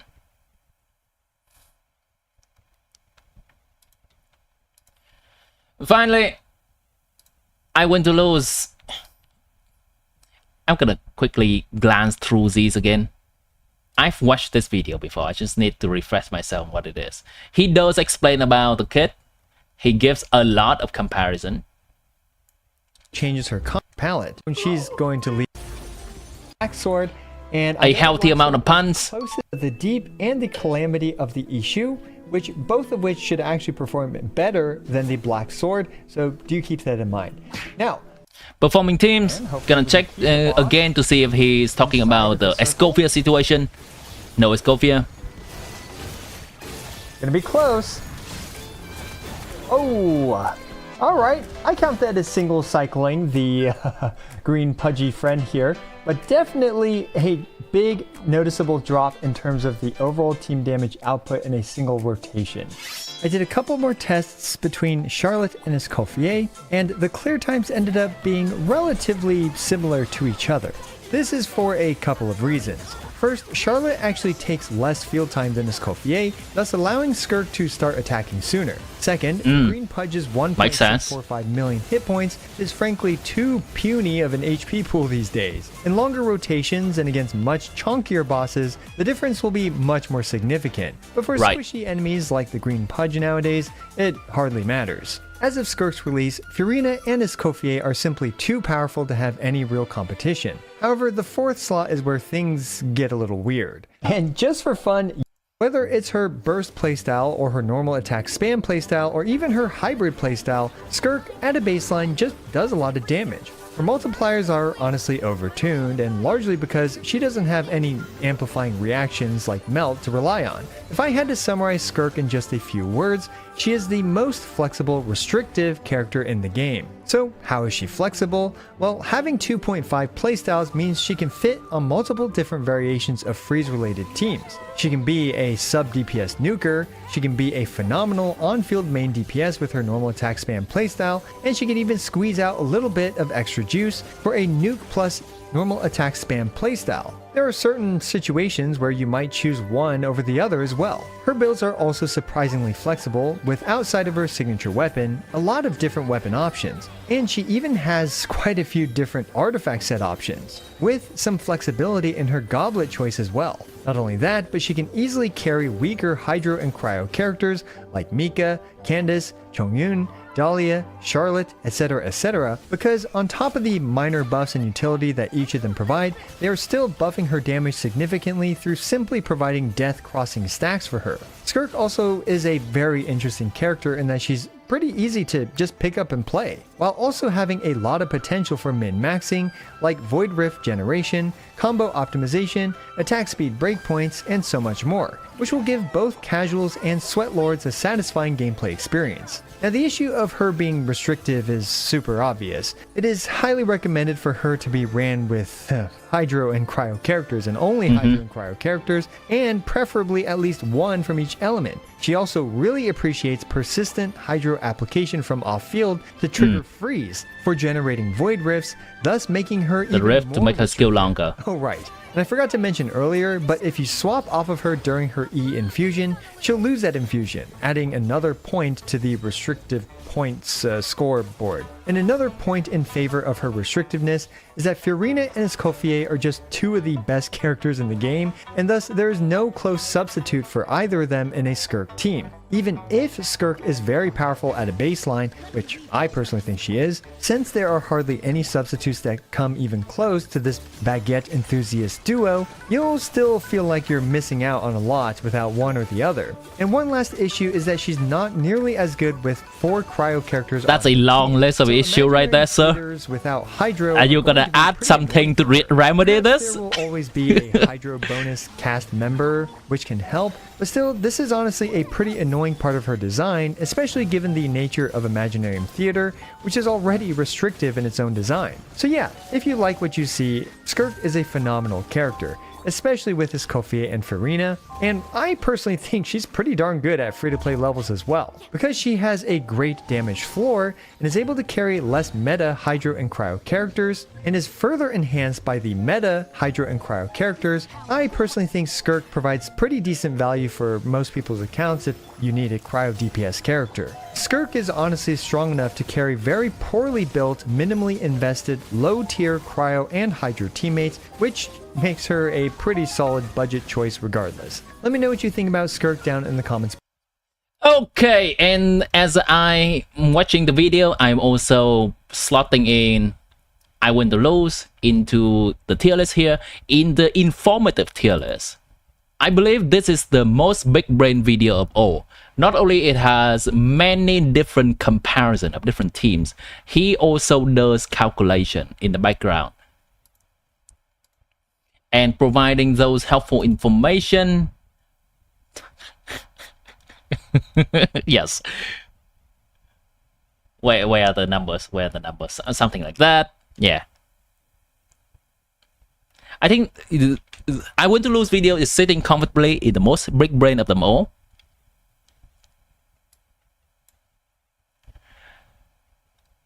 Close one is a Jello or Gacha game. I think Jello has a little bit more condensed information.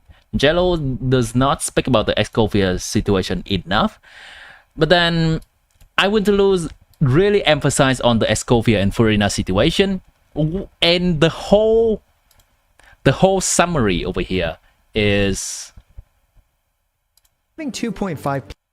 The whole summary of here is talking a lot about how restrictive SKIRK is, which as he talks more, he's going down, down, down, down in terms of hype, because he's speaking so much truth about this character, it hurts. She is indeed restrictive. He's putting that point home.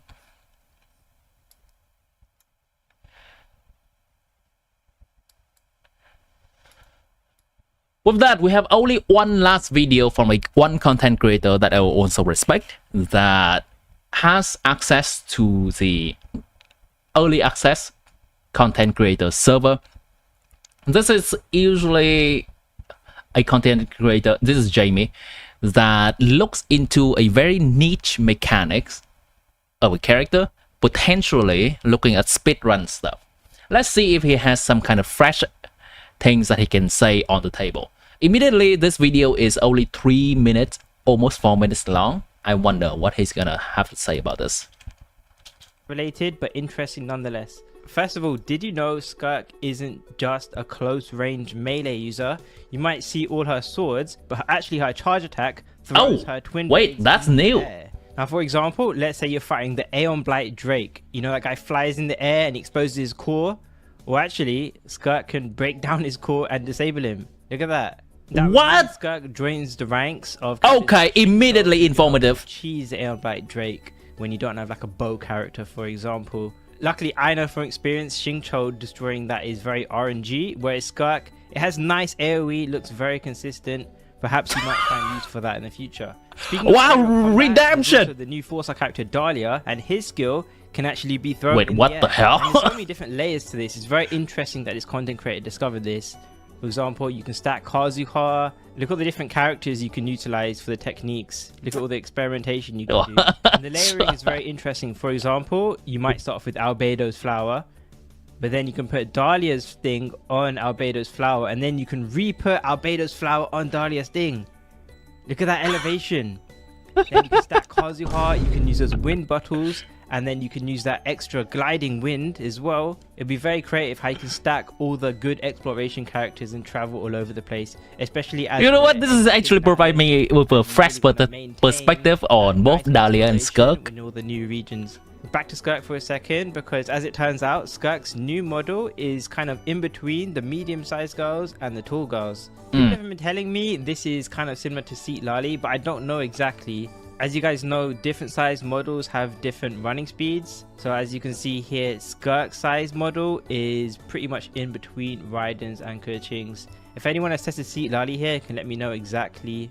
This is very cool though, and I like how they're experimenting with different models now. The game's been out forever at this point, so it's nice to see. Oh, actually, Jamie does not have early access, but he was looking at Chinese early access video. That's the reason why we have some last thing we learned in the create Chinese down below. Sorry to be the bearer of bad news, but we do have confirmation here that the artifact loadouts are not exactly customizable. It is improved, but it's not perfect. For example, say the game recommends you this set here, so 4 on-piece sets and then 1 off-piece circlet. Say you're not happy with that build, you want to switch to your Crimson Witch goblet, tweak it around. So this is your custom build. Yeah. So you confirm that this is your build, but what happens when you go back in? What happens when you go back into your saved loadout? Well, as it turns out, bruh.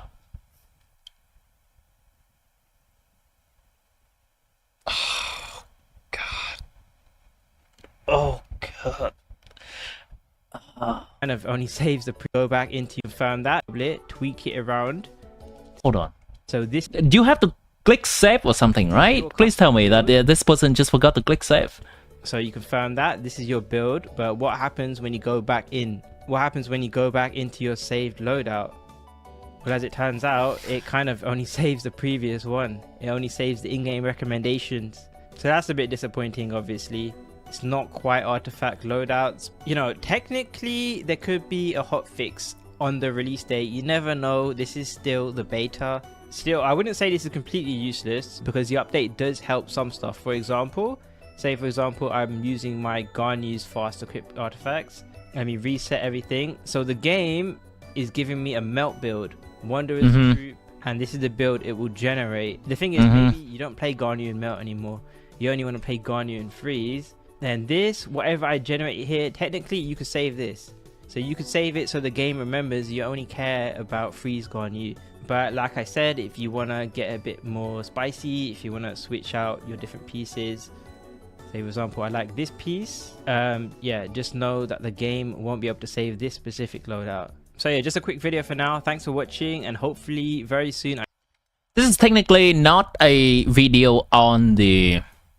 Technically not a video because Jamie was able to get into the early access server. But I think it's a helpful video nonetheless. You know what? I'm gonna put him on in the tier list as well, on tier list as well.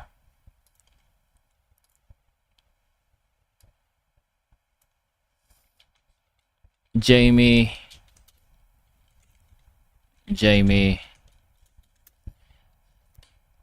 Yeah, the guy has been pretty good consistently at finding things that are niche and not many people may realize on the characters that he's interested about. Not disappointed. Not disappointed.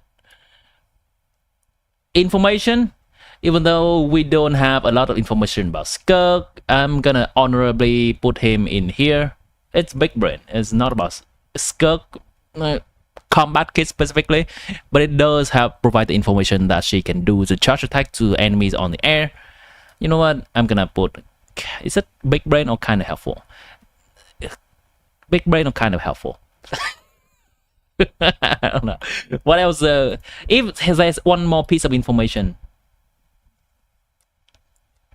Okay, that's the only piece of information. That's about SKIRK model, but we also have those information. You know what? Sure. Kind of helpful. And strangely enough, this video is making me a little bit more hype about SKIRK. He's gonna be on the low range of SKIRK coming home.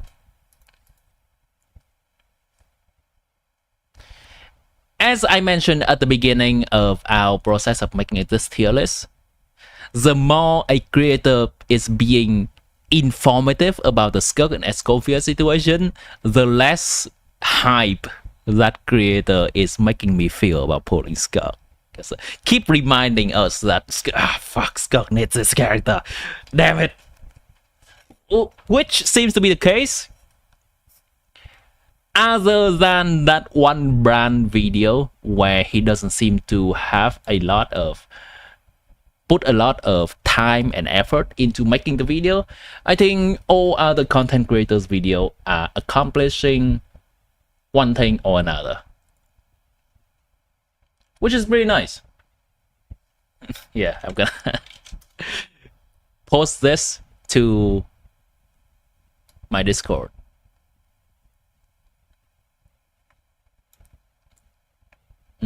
How do I do this? It seems that no one is making me go, holy shit, I'm getting it dead. CC SKIRK early access video, right?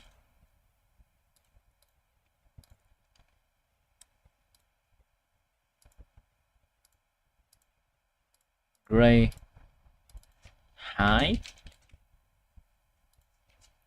Info.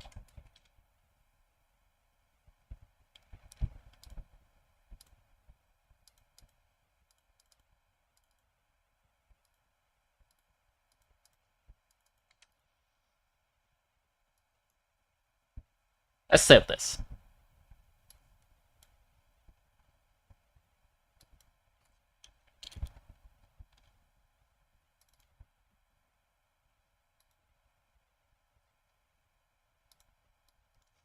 CC SKIRK EA bits. And now it's on my Discord in the memes section. Wait, where did I save it? Where did I save it?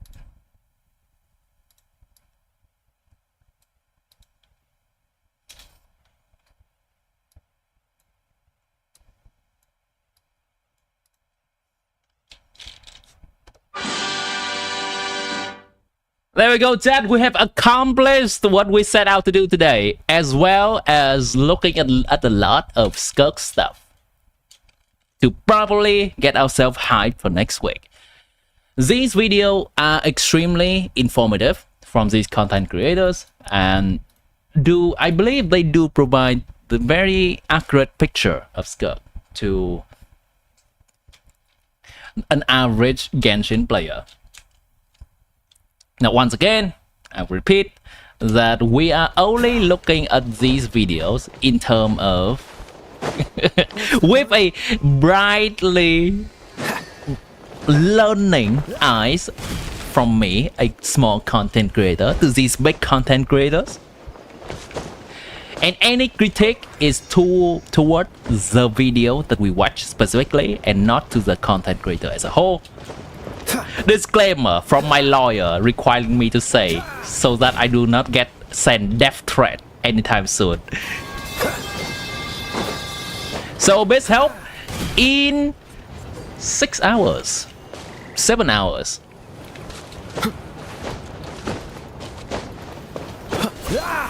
Xeox did not do an early access, I don't think. I tried to look into it. Let me try to look again.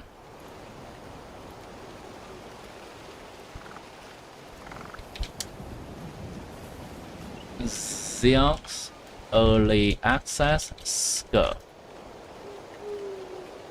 No, he does not have one. So for the Abyss help chat, I have already set up the stream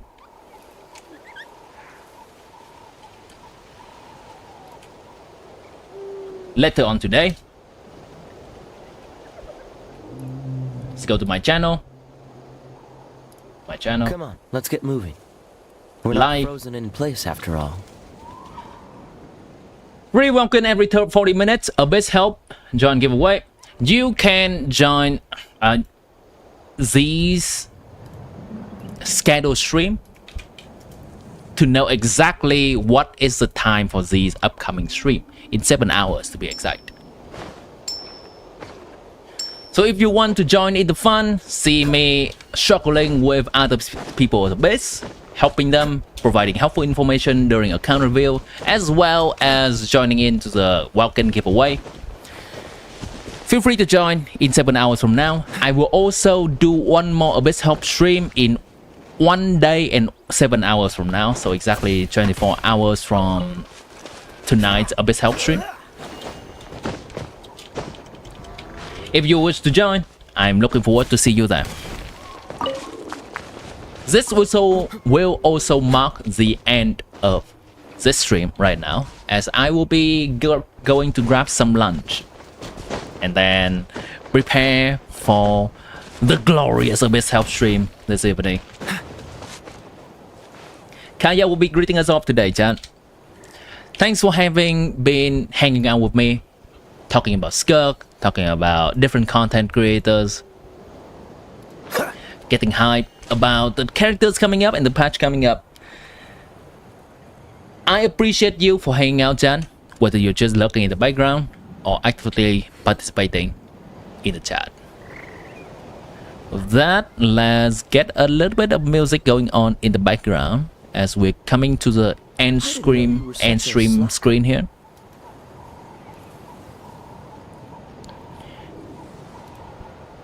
Hip hop, let's go. Old school hip hop.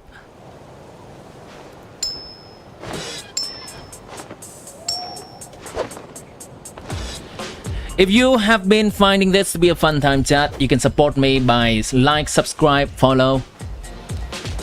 You can also support me financially by joining YouTube membership as well as doing super chat.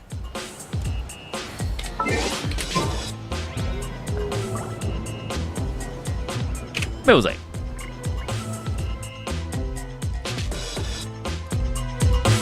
See you, chat. Have a good one.